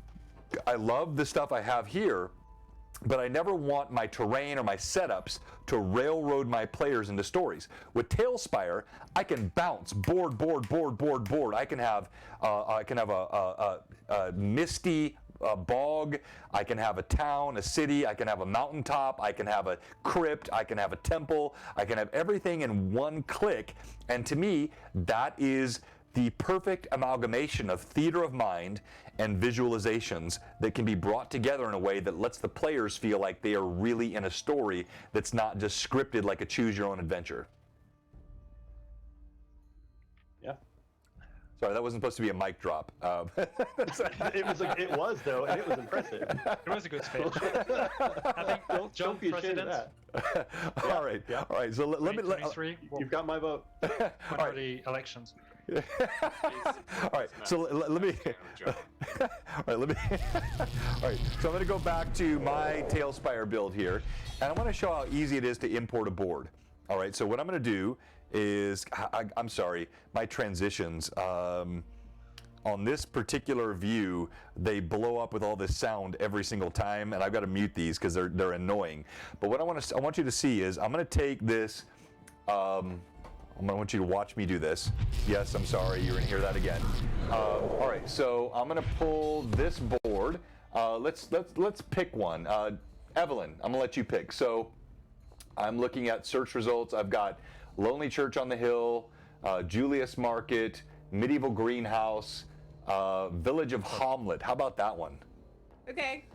Julius Market is nice. Grab the market was what I was gonna say. Oh, you're gonna say which one? Sorry. Market. Grab the market. Market. Okay, that's Medieval Greenhouse, Market, Osterman Camp. Where am I not seeing Market? Sorry. Just, Sure. Oh, yeah, Julius Market. Okay, It's Julius just a- Market. Gotcha. All right. So all you have to do, watch this, guys, on stream. All I do is click copy code. Okay. Now I'm going to show you my Talespire instance. And I've got this fairly blank board.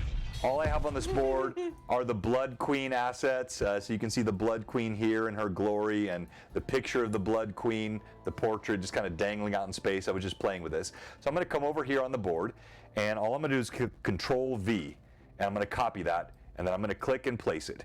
And just like that, now I have this entire board for the Julius Market pasted onto my Talespire instance. Look, I mean, how freaking awesome is that as a DM? That would take me 30 minutes to change a board that would even look half as good as that.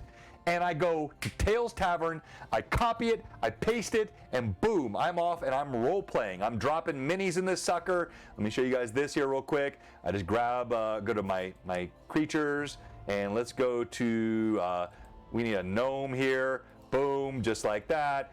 And then we need an elf, and let's grab this guy just like that, and off that, and boom. Now we are in the Julius Market with our gnome and our cool looking, I don't know, whatever he is. He's awesome. So it's just that easy. This is what I feel like it makes Talespire closer to theater of mind than any tool I've seen, because I can do something in seconds that adapts to the players. Comments and I from want to say this market is magnificent. it really is. Unbiased opinion there. Yeah, definitely. Is this your showcase for the market asset pack? Yeah, exactly. So actually, Julio did the whole building, and I filled it and did a beauty pass and modified a lot of stuff. But the original structure is not by me, but I've done all the details. Nice. It looks like I remember when I was, I think 11 years old, I was in a market in Istanbul, and this feels like very similar. It's like incredibly dense and gorgeous. Okay, so I promised I was going to give John a chance to show us some DM tips. So John, I'm going to jump back into Ilustari's board, and you tell me which board you'd like to show us some tips on, dropping environmental assets, dropping cutscene views. Yeah, come on, you know this is coming. Don't act surprised. I'm surprised. I am surprised. So I have some tips, but I don't know that there's a lot of like. Oh man, here let me find one. Let me see here. Sorry, my nomenclature, my naming convention is all over the place. no worries. We can go to an easy one. I think probably navigate to the Blood Cliff encampment. Blood Cliff encampment. All right, I'm there. All right. So we're popping here's the in. Blood Cliff encampment. Yep. So I mean, really, I'm going to repeat everything. The number one DM tip that I can possibly give is know when to make a board or not, what style you want that board to be, and the purpose of that board. And that Tales Tavern is there so that you don't have to make boards at all, should you not want to. Or that you have a place to start from. Other than that, and I don't know that Astari has many boards that are good examples of how to control information that the players have. But I don't know. I can do a demo of the cinema blocks if you want to do. If you want to see that. Yes, absolutely. I do. And I'm sorry. I thought I said that a couple of times, but maybe I was going to blame a language barrier, but that only works with Charles, not you and I, John. So no, it's probably me. It's probably a no worries. problem on my part here. No worries. No worries. As far as tips. Well, I mean, I just made a list of the tips. I didn't really have like a practical. Oh, okay. Well, why don't you do that and maybe show you could show practically one, but go through your list. That's good. Okay. So, or I could actually. Here's what I'll do. I have I don't suppose I can access my published boards from. Oh my God, I can access my published boards while I'm inside your campaign, Astari. Yeah, and I have probably some of your boards in there. Okay, I have absolutely perfect examples of stuff. See, now you're feeling it. See, look. Yeah. Holy cow. Now you got no excuse. You guys, you want to see a board? I will show you a board, folks. Oh my gosh, look at this. Look at the moonlight over those waves. That is just incredibly glorious. Here we go. Thank you all of our viewers.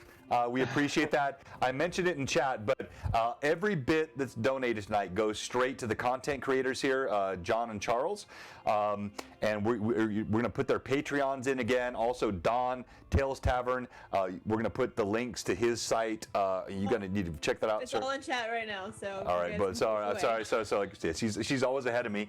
And then also, Kraken Dice has said that every bit given they will match with store credit. So we'll figure out how all that works. But everything you give tonight goes to them and goes to you through Kraken. None of it goes to Blue Box. We just want to support these amazing artists. All right, please continue, John. Okay, so if you look in the map list, you're going to find FOF 2+3 +4 +5.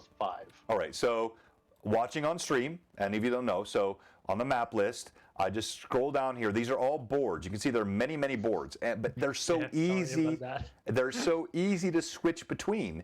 This is what I was talking about a moment ago. I want to go from the forest to the desert, from the desert to the dungeon, from the dungeon to the town, from the town to the temple. It's just a click of a button. So I'm going into the board he just suggested, like that.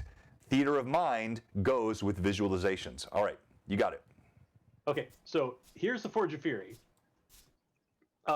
It doesn't have the new Foundry yet, or the new Black Lake, but this is basically the whole thing when it's completely combined, what it's going to look like. Oh my gosh. So Look at that. I make a token for you. Okay.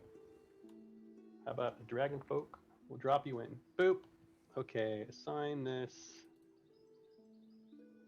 to Jay Birchfield. Right? Yeah, I'm already there. I got it. Actually, I'll probably assign it to. I'll just assign it to everybody. All right. Make it easy. Okay, and you're at your mini. Yep. So, this is something that's very important to me. Sorry if there's cars driving by. Are you living in a tent on the street? That was a really loud car. That was just I'm not. That was just a very, very loud car. All right, so everybody, all the bits today are going toward buying John an apartment because clearly he's living in a tent. Or no, let's go Saturday Night Live 20 years ago. Living in a van down by the river. All right, sorry, go ahead. The games that I traditionally play are dungeon crawls. Like you're underground, you're in caverns, or you're exploring an underground structure where you want to hide everything from the players. I want to hide everything from the players. I think there's a certain amount of tension and excitement and the thrill of exploration that can only be fostered through not fear, but the unknown. Right, and so even with Fog of War and with some other techniques that you can do in Talespire, I find that only hide volumes and completely hiding things from the players achieves that. And so in this instance, if you are in this entryway here, as a player, you can move your cameras all over the place, right? You can go look and see the entire Forge of Fury. You can see the whole thing. But through the use of hide volumes, for example, these doorways in front of you, here and here, right? Okay, well, sorry, let me zoom out. I wasn't, okay, go ahead, do that again, please. Here and here. Right. Mm-hmm. So pretend you can't see all this the whole entire rest of the foundry over there. If you enter this room, as a DM, I want to know how to control the player's knowledge of what is outside of this room.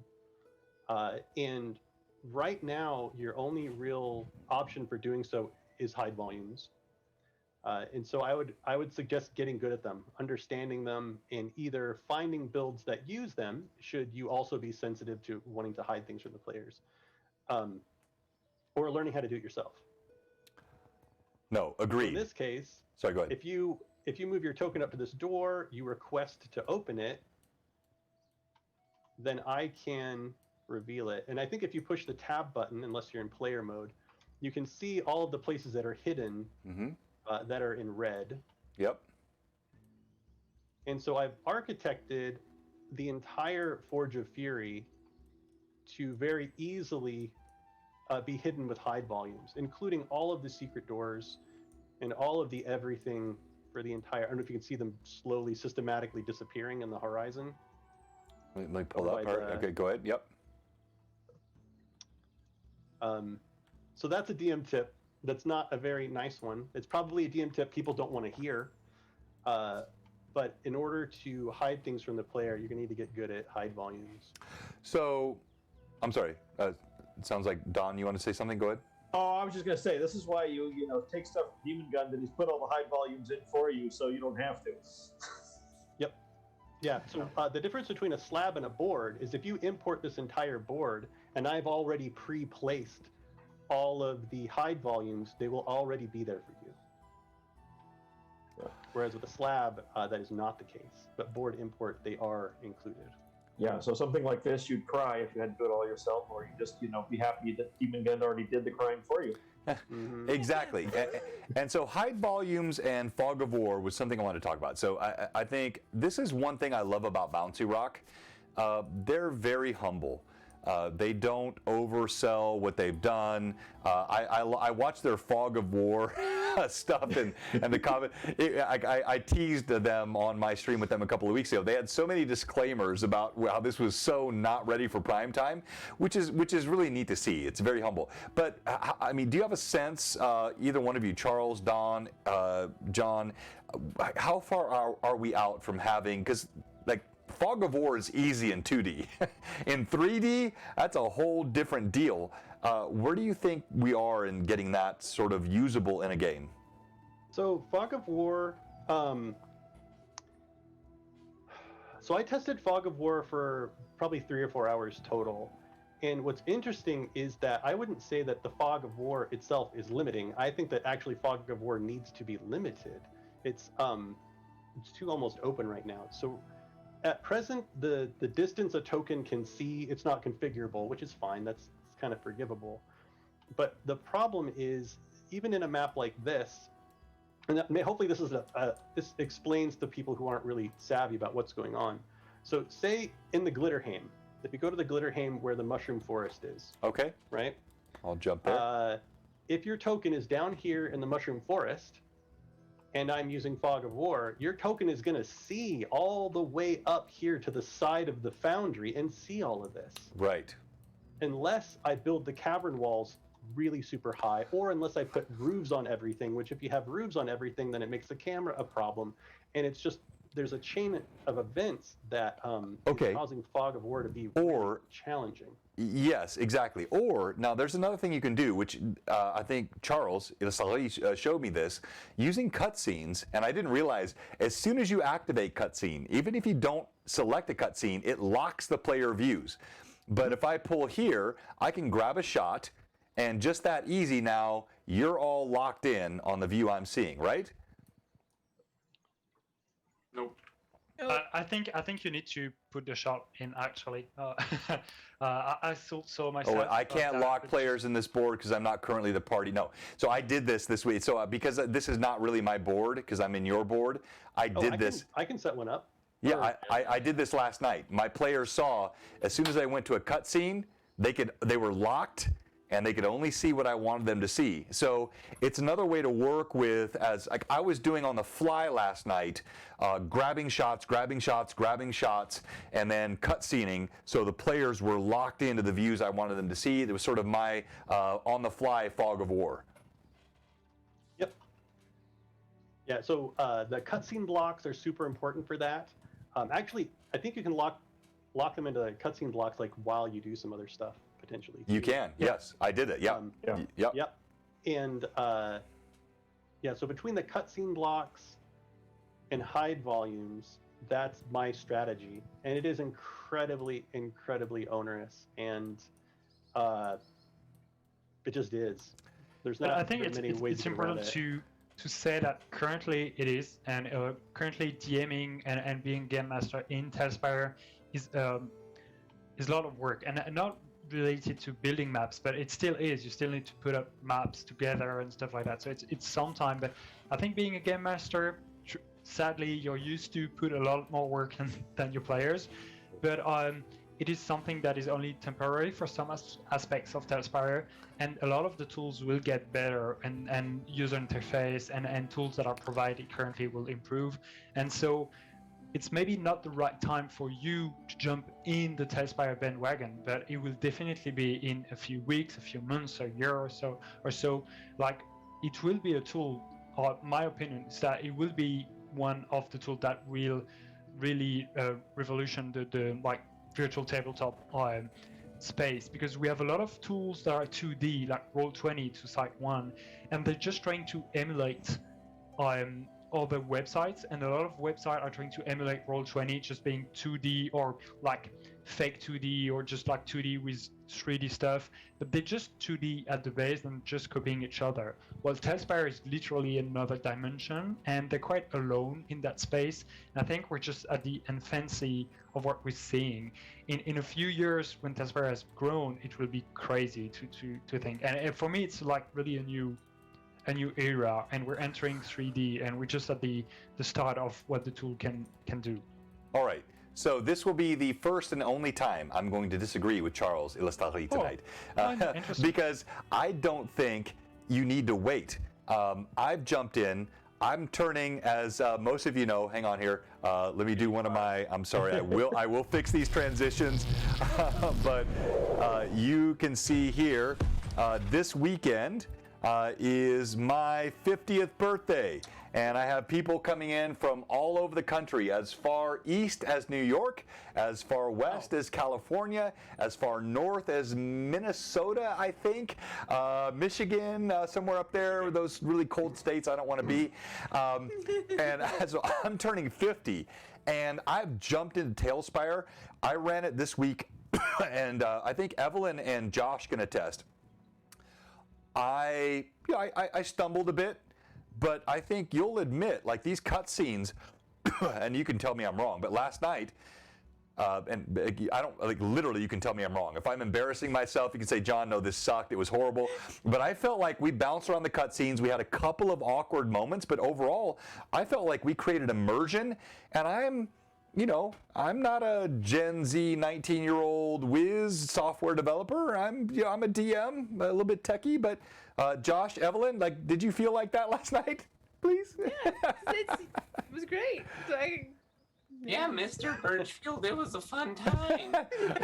All right. So I think as new DMs start using Talespire, and as time goes on, and people like myself and Astari that spend 1,000 hours in it start coming up with some standards, I think it'll be a lot easier for people to get into it. There's someone in the chat, Send Commander, who has it quite right, where like I might be able to put together the entire Forge of Fury and get it set up in such a way that I could just run it in one go. But for someone else, maybe it's you just chop it up, like you just have it be separate boards. You don't necessarily run the module in the way that you envisioned in your mind. That maybe you need to do it slightly different. That there might be a disconnect between your perfect understanding of what the experience is supposed to be versus what's practical and within the limitations of Talespire to do. Oh, yeah, and I think it's a big talk about. I see a lot of people doing that regarding the building aspect of Talespire, but through overall within the tool, is that you need to accept the limitation of the tools. What's the vision to? Because currently there is limitations that are going to be lifted because it's just like we're waiting for an update or for new content. So it's just limited in time. But there are also limitations that are a will, a vision of the developers. And I feel that their vision is very precise and they really know what they want for the product. And you just have to accept that. Obviously, there will be mods or stuff like that to change it, but the core experience of Talespire will be something that you will not be able to change that much. And you need to accept it to a certain degree to then be at ease inside that space. Right. No, I think that's well said, and I won't disagree with you this time, Charles. But I think that limitation exists for anything you do. I mentioned my physical terrain. Limitation is quick movement. Even that sort of, if you look at the screen here, if you can see what I'm showing right now on Twitch, this gorgeous glitter, it's the colors, the visualizations, It's absolutely brilliant. There is no other tool out there that can create. So you can deal with some limitations. Some of it's clunky, and it is, there's limited models. That's a great, I think probably the most practical example is there are not nearly enough monsters yet. Not nearly enough, PCs and models for characters, and that's a real limitation. Like I've got Irda, Evelyn's character, and she's this gorgeous Azamar with flowing hair, and she can pop out wings, and she's got a mini. So I've got this mini here for her, which is her physical mini. There is nothing like this yet on Talespire, so it's a limitation, but it's coming. It's all coming, and you got Tail Weaver, maybe Hero Forge integration. We'll see. Who knows? So every system you use has limitations, but what I see with this tool right now, I've jumped into it, and I've not spent your 1,000 hours, Charles. I've not spent your. What are you at, Josh? Now? 150? I'll get that number for you. I'm guessing you're at 130 to 150. Am I close? Probably. Sorry. No, it's okay. I think I'm at 947. Oh no, way lower. 137.1. I said 130 to 150, didn't I? All right, so I know your hours better than you do. So you got 950, John. So I probably have 35 hours in the tool, and all I'm doing with the tool basically is grabbing slabs. I've done a little building, and everything else is setting blocks and stuff. So I want to show the DMing side of this with the blocks and the environmental stuff and the cutscenes, but if no one else wants to do that, I'll do it. And I want to come back again to Dawn and make sure we cover more of the sort of the community stuff before I jump into that. Anyone else have any topics you want to jump into? Because we got about 20 or so minutes left in the stream. Okay. And it's quiet. Yeah, I think we hit all my stuff. No worries. All right, so I'm going to go back to mine, and I'm going to show last night's game. So going back to the main menu. Boo. No, don't say boo. Everybody survived, Josh. I think that's the issue. Yeah, that's the problem. Everyone Yeah, survived. that's why I was angry. No one died. Estolri doesn't want to play. Exactly. All right, so this is the Twisted Forest model I built, and actually this was a build, so let me zoom out if you guys can see on screen Watch here. out for the sound. Yeah, I'm going to turn the sound down, sorry. Got my combat and all that stuff. Man, the music is so, the Talespire music is quite loud. It runs pretty hot. So I created, let me get back out and find, got too much fog here. Oh, am I in the right one? Yeah, there we go. There's my Twisted Forest. Too much fog. Let me kill the fog multiplier. And all right. So the Twisted Forest is an area in a place called Greyhawk, and it's specifically in a place called the Pomarge, and it's filled with statues of frozen images. And let me change the lighting here so it's a little more visible. Let's go to something like this, and there we go. All right, so the players, they approach from this direction. This was a quick and simple build. I think I grabbed some slabs and copied them. These statues are actually frozen creatures that have been affected by the magics of the Twisted Forest. And you've got the combination of these twisted trees with the statues. But the real action happened inside this area here. And I don't know who created this, and I've already killed some of the lightning effects. But inside here, I had cutscenes. So you have two types of cutscenes, which I observed. So when you go here and you have a block, if you open your blocks, you can see all the different shots that you have in those blocks. If you go to build mode, you can see existing blocks. So like this one here was one I built earlier. When I click that, nope, exit, sorry. When I click that, get out of build, don't worry about that. Pay no attention to what's behind cut number one. All right, so now I can click these views, and with one button, I'm getting all these different shots. So if I want here, and let me go back to the atmospheric scenes I had, you saw this last night. So here's Brim, as Brim is embracing Father Aaron, which was the sort of adopted father that he had. And then I can jump to this view, or I can jump to this view, which gives me a little bit more of an angle on the battle, or the top-down view.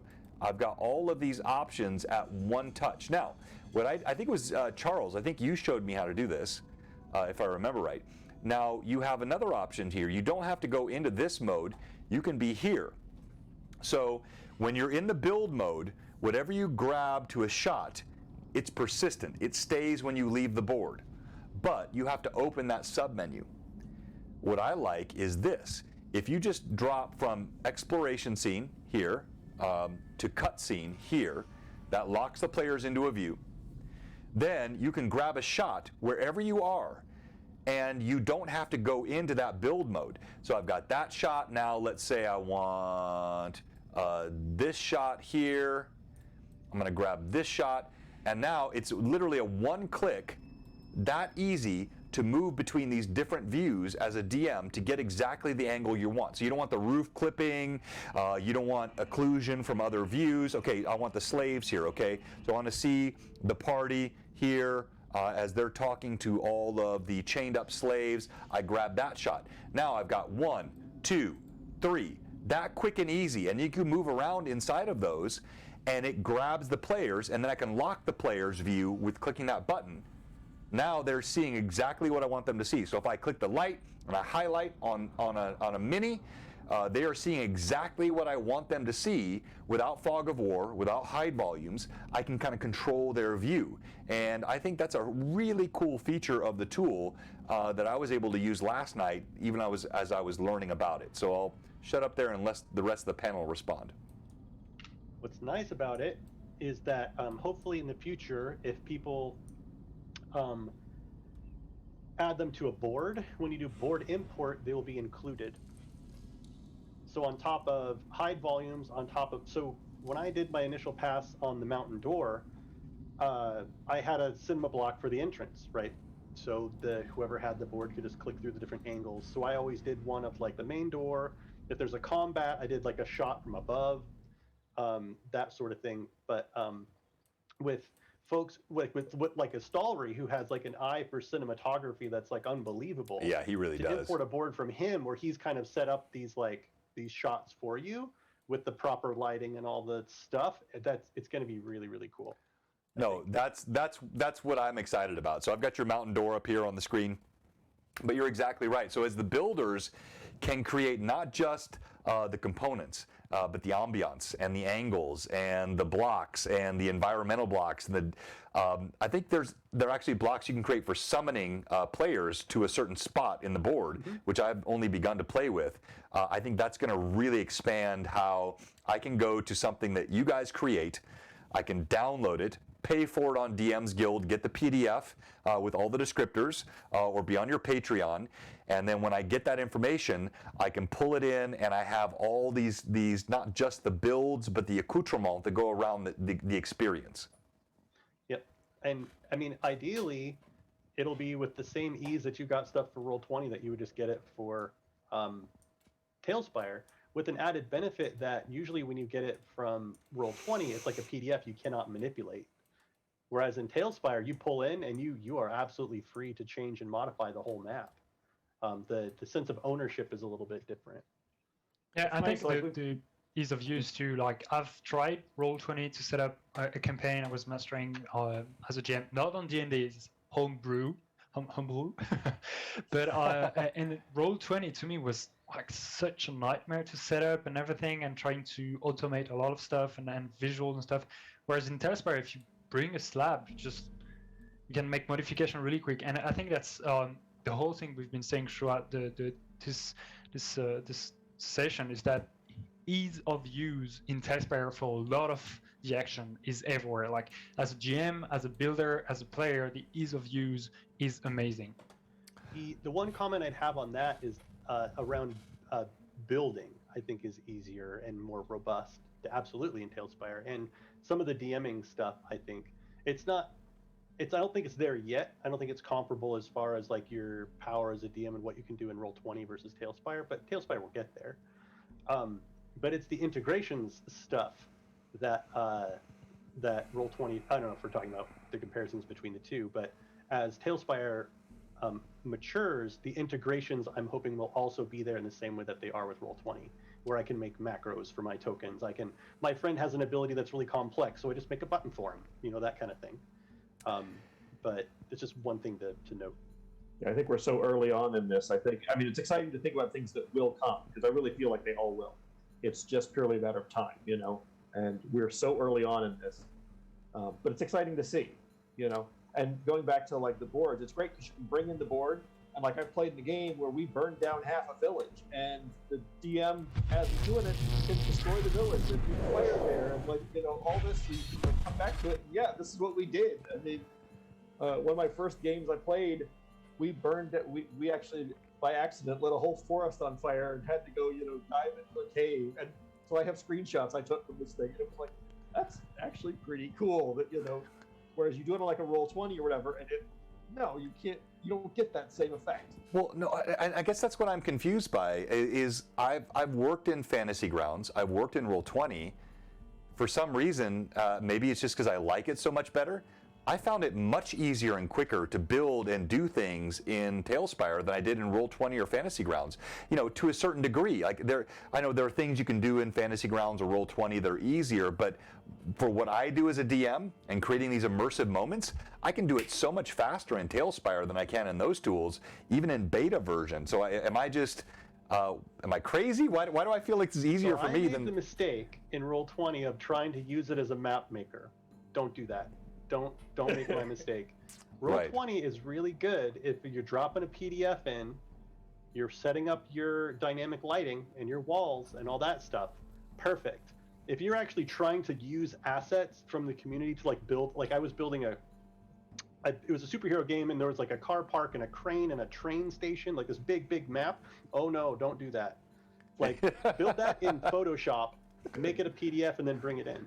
Don't actually ever try to use Roll20 as a map builder. Or even better, designed to it. Build a map in Talespire, take screenshot top-down view, and bring it to Roll20. I did that with the sinkhole actually for the first time.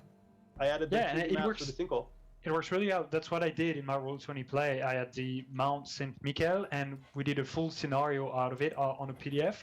And we also did a flat version that you can print or use in Roll20. Mm-hmm. It was so easy to bring Talespire maps to the visual tabletops because they are so crisp and clear, and you can see the grid, and everything is nice and coherent. Because the issue if you're building a 2D map from various assets on the web is that you often run into the issue that assets have a different art style, or just size is not correct and everything. Whereas using Talespire as just a virtual tabletop map creation tool is still an amazing way to use Talespire. No, absolutely, it really is. All right, Josh, Evelyn, any final thoughts or questions you guys have before we start to wrap this up? Josh is an old before a car. He talked more when you weren't here, John. He talked more then. No, I know. That's what I every time I try to back off and let them take the reins, I think I have to leave the... So I'll be back in a minute. Josh, tell everybody what... No. I've just been sitting back in the backseat of the bus just listening to all this because I'm just learning from the masters at the moment. My 130 hours pale in comparison to the warlords before me, the wizards, the warlocks. I'm impressed by what they do. So literally most of the time tonight, I don't breathe through my mouth that much. But tonight, my mouth was down to the floor with a lot of these creations. It was actually one of Demon Goon's tutorials that actually helped me create the temple that took me most of those hours to help me figure out some roofing within the Morgoth. Morgoth roofing? So. Yeah, roofing. Roofs are always roof. Are always a big issue for a lot of people I see. So even on I have a Discord. Every time you stream, someone's asking you about roofs. All Yeah, the time. yeah. Whenever you and- stream, like every other fourth person is like, how do you do roofs like that? And you're like, oh, I've been playing the roofs again. I'm After just- hours and hours of sobbing, you accidentally hit a key and it works. Yeah, exactly. It's just that I think with the habits for me, it become more easier, but it's the same.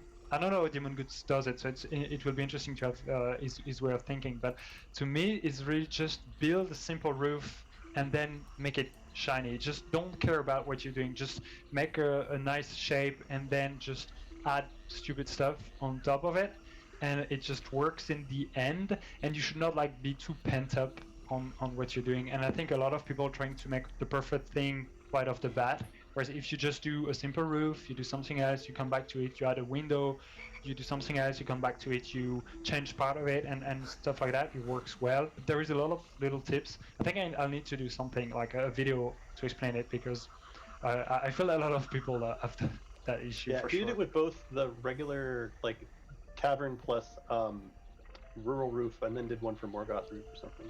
My strategy is to do it and then have my friends look at it.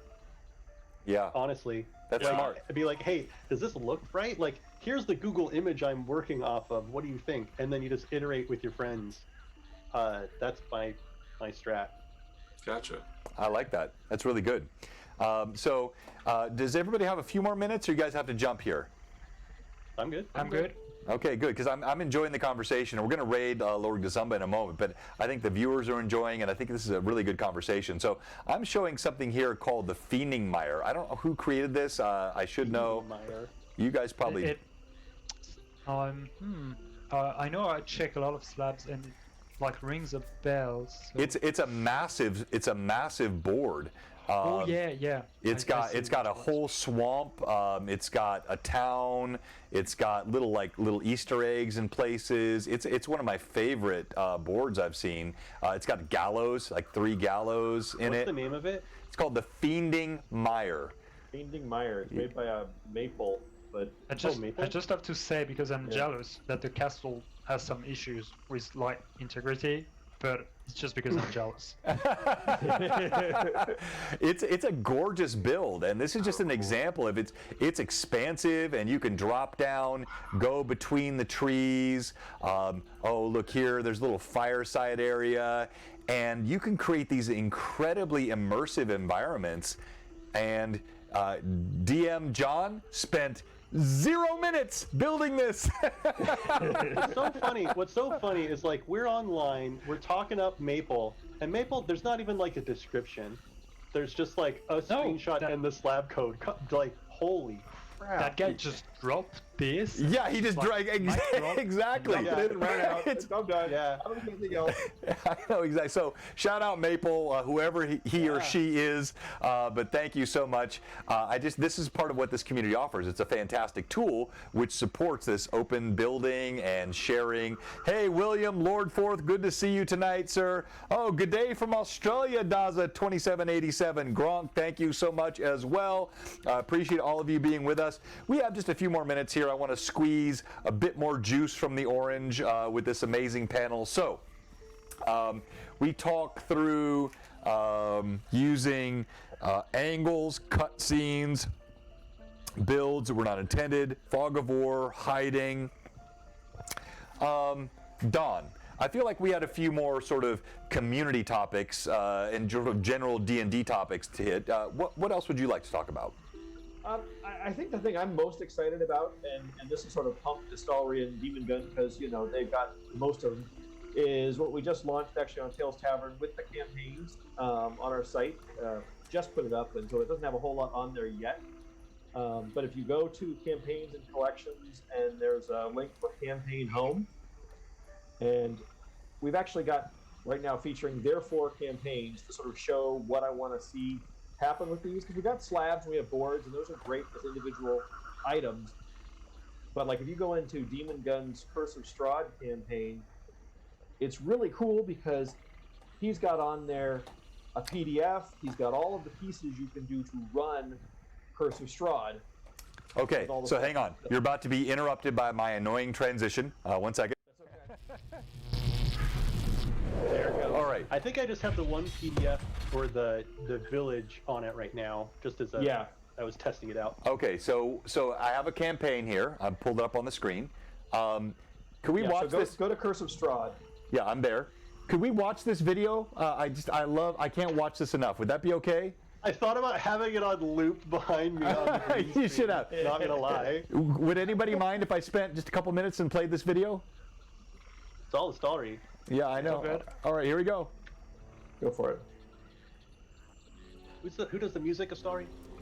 It's one of my friends called Manaberry. He's a French creator too, and he does all the music use on my channel, and I'm very happy that it allows me to use it. All right, well, I want to talk to him, Charles, because he's amazing. Well, you can definitely. He'll be interested. Yeah. A map by Demon Gund, illustrated by Stalry.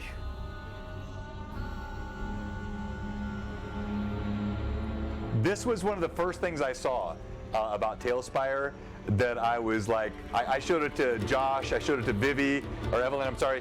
My jaw dropped. I drooled on myself a bit. Did a bit more than drool.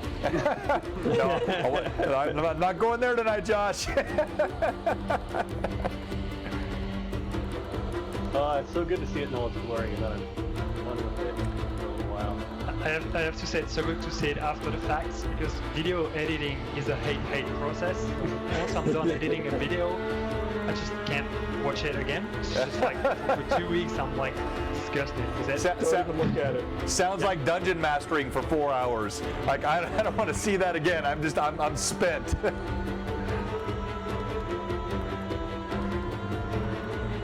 So, as I'm watching this, I've worked with cutscenes. I've not worked with. Can you record in Talespire these moving shots, or is this something you have to do externally? So watch out for the sound. It's a bit heavy, I think. Well, I like it so much. I made it heavy on purpose. All right, so I'll turn it down. It is a nice one. Really. So I do everything by hand because currently there's no real camera tools. So I use the photo mode and then a lot of self-taught in Talespire techniques to have these kind of effects. So it's a mix of a little bit of editing to hide the rough edges and just smooth hand movements and a lot of me taking again the same shot and again the same shot just to have the smoothest possible one. And so it's just a long process, but it shows up. It pays well, I think, in the end. That's not the right answer. On The that right note, answer, there's supposed to be a click button in the tool that just does it automatically, Charles. So It would be nice. Yeah, and they're That's what talking they were about that. saying. Yeah. The latest preview that they did, they showed a shot of them. They created like their own camera mixer or tracker or something like that in Talespire, so that you could make videos in it. And Talespire as a medium for actually making little vignettes in movies, like, I don't know how people There feel is about something that. there. I There's think definitely it's something I think amazing it's to do. cool. Like to do machininas and in Talespire and as a new way to tell stories, it will be amazing. Time-wise, it will be a sinkhole, but it will be crazy. Yeah, well, for sure. I cannot wait to see that because I think that is a Is it in DM. there? Sorry, what's that?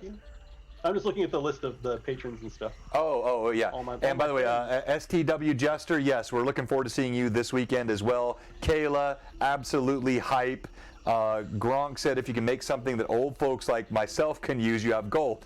Hey, look, I'm no spring chicken, and I'm rocking and rolling with this tool, man, so you can use it. It's not that hard. All right, so I've got a campaign here, Don. I can't click this campaign thing and just import it, so what do I do with it? I have to grab If you each scroll item? down further, you can actually see all of the slabs, and there would be boards, but you've got slabs here. Sorry, It I makes them all limit accessible. the, So you can really I limit the click board them. import to my patrons, so you can still get You're them a for patron. free. I get it. But you got to put them together yourself if you're not a patron. Okay, that makes sense, and that's actually a perfect economy to me. That makes sense. So, Dawn and Tails Tavern, you can have the raw content here, which is still great, and you can cobble it together yourself. But if you're a patron of John, Demon Gund, he's going to give you a way that's already stitched together. You're going to have all the content with it, shows you how to assemble it. Both things are viable. So that's what's so great about this community. If you want to just get the raw content and you have the time to do it yourself, you can. But if you want the finished product kind of encapsulated together, then you can be in the Patreon, which I would so encourage everyone to join the Patreons of both Ilsari and Demongund, and then also follow the Tales Tavern site. It is so fun to bring stuff in. All right, last couple of comments from the rest of the crew before we sign off here. I think we can show back the progress made on the building slab. All that right. We started early in the. Then we shall. All right. So I'm going to go back. I think you'll be happy with the progress. All right. Drum roll, please. Josh, give me one of your beatbox drum rolls. I heard a sigh. I heard like. Someone clip the sigh and remix that. Like, there will be people on this stream that will do that for sure. Okay, all right, so I need to go to the right board here. I need to be in it's the extravaganza board, right? Yeah. All right, here we go. And oh, looky there. All right, so walk us through this, Charles. So let me just finish placing this wall. So let's start at the bridge there. Okay. So yeah. Got it? Okay, so the idea was to make like a big entrance to the main room, which is at the end. You see like the big like dome thingy. Right. So you go through the bridge and you arrive there to the big gates. And the big portcullis. Wherever you want to go. Right. And so the gates are blocked. To the right, there is a room that is blocked also. So the only path is to go down through this cliff side. So you go down through it, and then to go across it, you need obviously to go across this shady wooden-like structure bridge around the bridge, around like the pillars of the bridge. Right. Then you can go across there. And then this is still like my block out, so it's not final, it's just to give me the ideas and so I don't forget where I want to build. So you go across these even shadier like spaces and stuff like that. And then you go up this big building there, you need to enter it, so probably there. And so inside there will be a bunch of stuff. And then you go in that ruin tower. Now should I drop the, you can finally get to the lever that opens the like original gates. You wanted to go through it. So in my mind, it's kind of like a video game level. You know, you go to a point, you need to find the way to open that point, and so there is a whole pathway to go there. And so as a GM, you can just exploit that space to put enemies and stories and whatever you want. So I'm just trying to provide an interesting setup and then just trying to add stuff. And as you can see, it's shaping up more and more. It's getting more and more interesting details and space and everything, but it's still very early. So for now, it's a bit ugly. But as you can see, in less than 2 hours, we've already made some really good progress, and you can already visualize what the idea was. Well, I hope so. No, we absolutely can. And look, I mean, let's be honest. It's not just less than 2 hours. It's less than 2 hours while you were also being distracted by my inane questions. And so you have absolutely crushed the conversation while, you know, sort of in your spare moments building this. Now, you know, your mileage may vary. Charles is quite adept with this tool, but that's super slick. So when will we see this appearing in Tales Tavern? Well, given the size of it, I would say it will still take me probably 4 hours to finish the first pass of the building and get everything in place, and then to add the detail, make everything like nice and proper, break pattern and repetition of textures and everything, probably another 4 or 5 hours. So overall, still around 10 hours of work on that. I would say it's a pretty big build actually, and you can get a bit too big very quickly, so you need to watch out for that. But yeah, so probably in like a month from now, because I work too, and we all have a lot of activities. But probably in a month that we finished, I'll probably make a nice video or some screenshot about it. But yeah, it's time takes a lot of hours, and especially a lot of time. And a good advice that don't burn yourself. I know that this will be a big build, so I will never try to do it all at once. I just pick at parts that seems fun to me at the moment, and I will come back to the other parts I love another that. time. don't get overwhelmed. I love that. That's such good advice. And when you say break patterns, so if you're looking now on Twitch, if you can see, I'm showing sort of the side of this castle structure here, exactly. And it looks very almost Minecrafty. You know, it's so uniform. So this is where you would go in and you would make modifications to the brick and do things. Yeah, I can show it quickly there. Yeah. So you see here where I've created a hole. Sorry, Right. my English.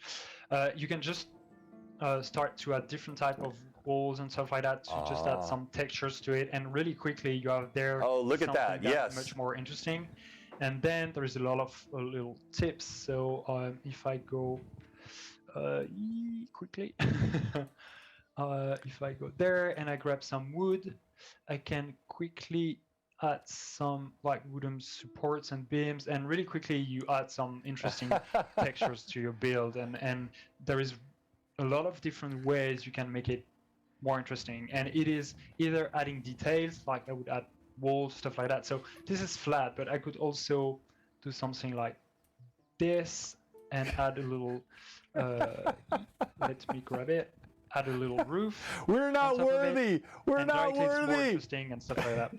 Those palisade wall pieces where you can clip the wood That's that's incredible. offers so much diversity in towns. Yeah. Yeah. Yes. Crazy. And it's a combination of both acts, so playing with textures and also making facades more interesting. So you see there I've creating a little like pop-up stuff, and really quickly it's giving a lot more interesting visual to my facade. So this is the work I do, is that I have a basic shape and I just iterate on it and make it more complex. And just by adding that, you see the facade is already like much more interesting. Oh, that is incredible, incredible. Josh, I'm going to keep coming back to you till you say something pithy. You built a lot in Talespire. Pay homage, say something about what this guy's doing. It is incredible. I am very impressed with everything that he is doing. I can't agree enough. I am just blown away by everything that everyone is doing in this entire 2-hour session. I feel like we should have the entire 10 hours. Is not enough. It is not enough. Yes, Asher, it is neat. Thank you, Lord Forth. Yes, yes, absolutely. Thank you, everybody. The guy, Baldrax. Yes, this commentary should make you feel young. It is fun. So we're going to close off here in just a minute, but if you're watching tonight, we have a Blue Box tradition, which is we have one question that we ask, and if you've watched us at all... It's not that stream, Josh. It's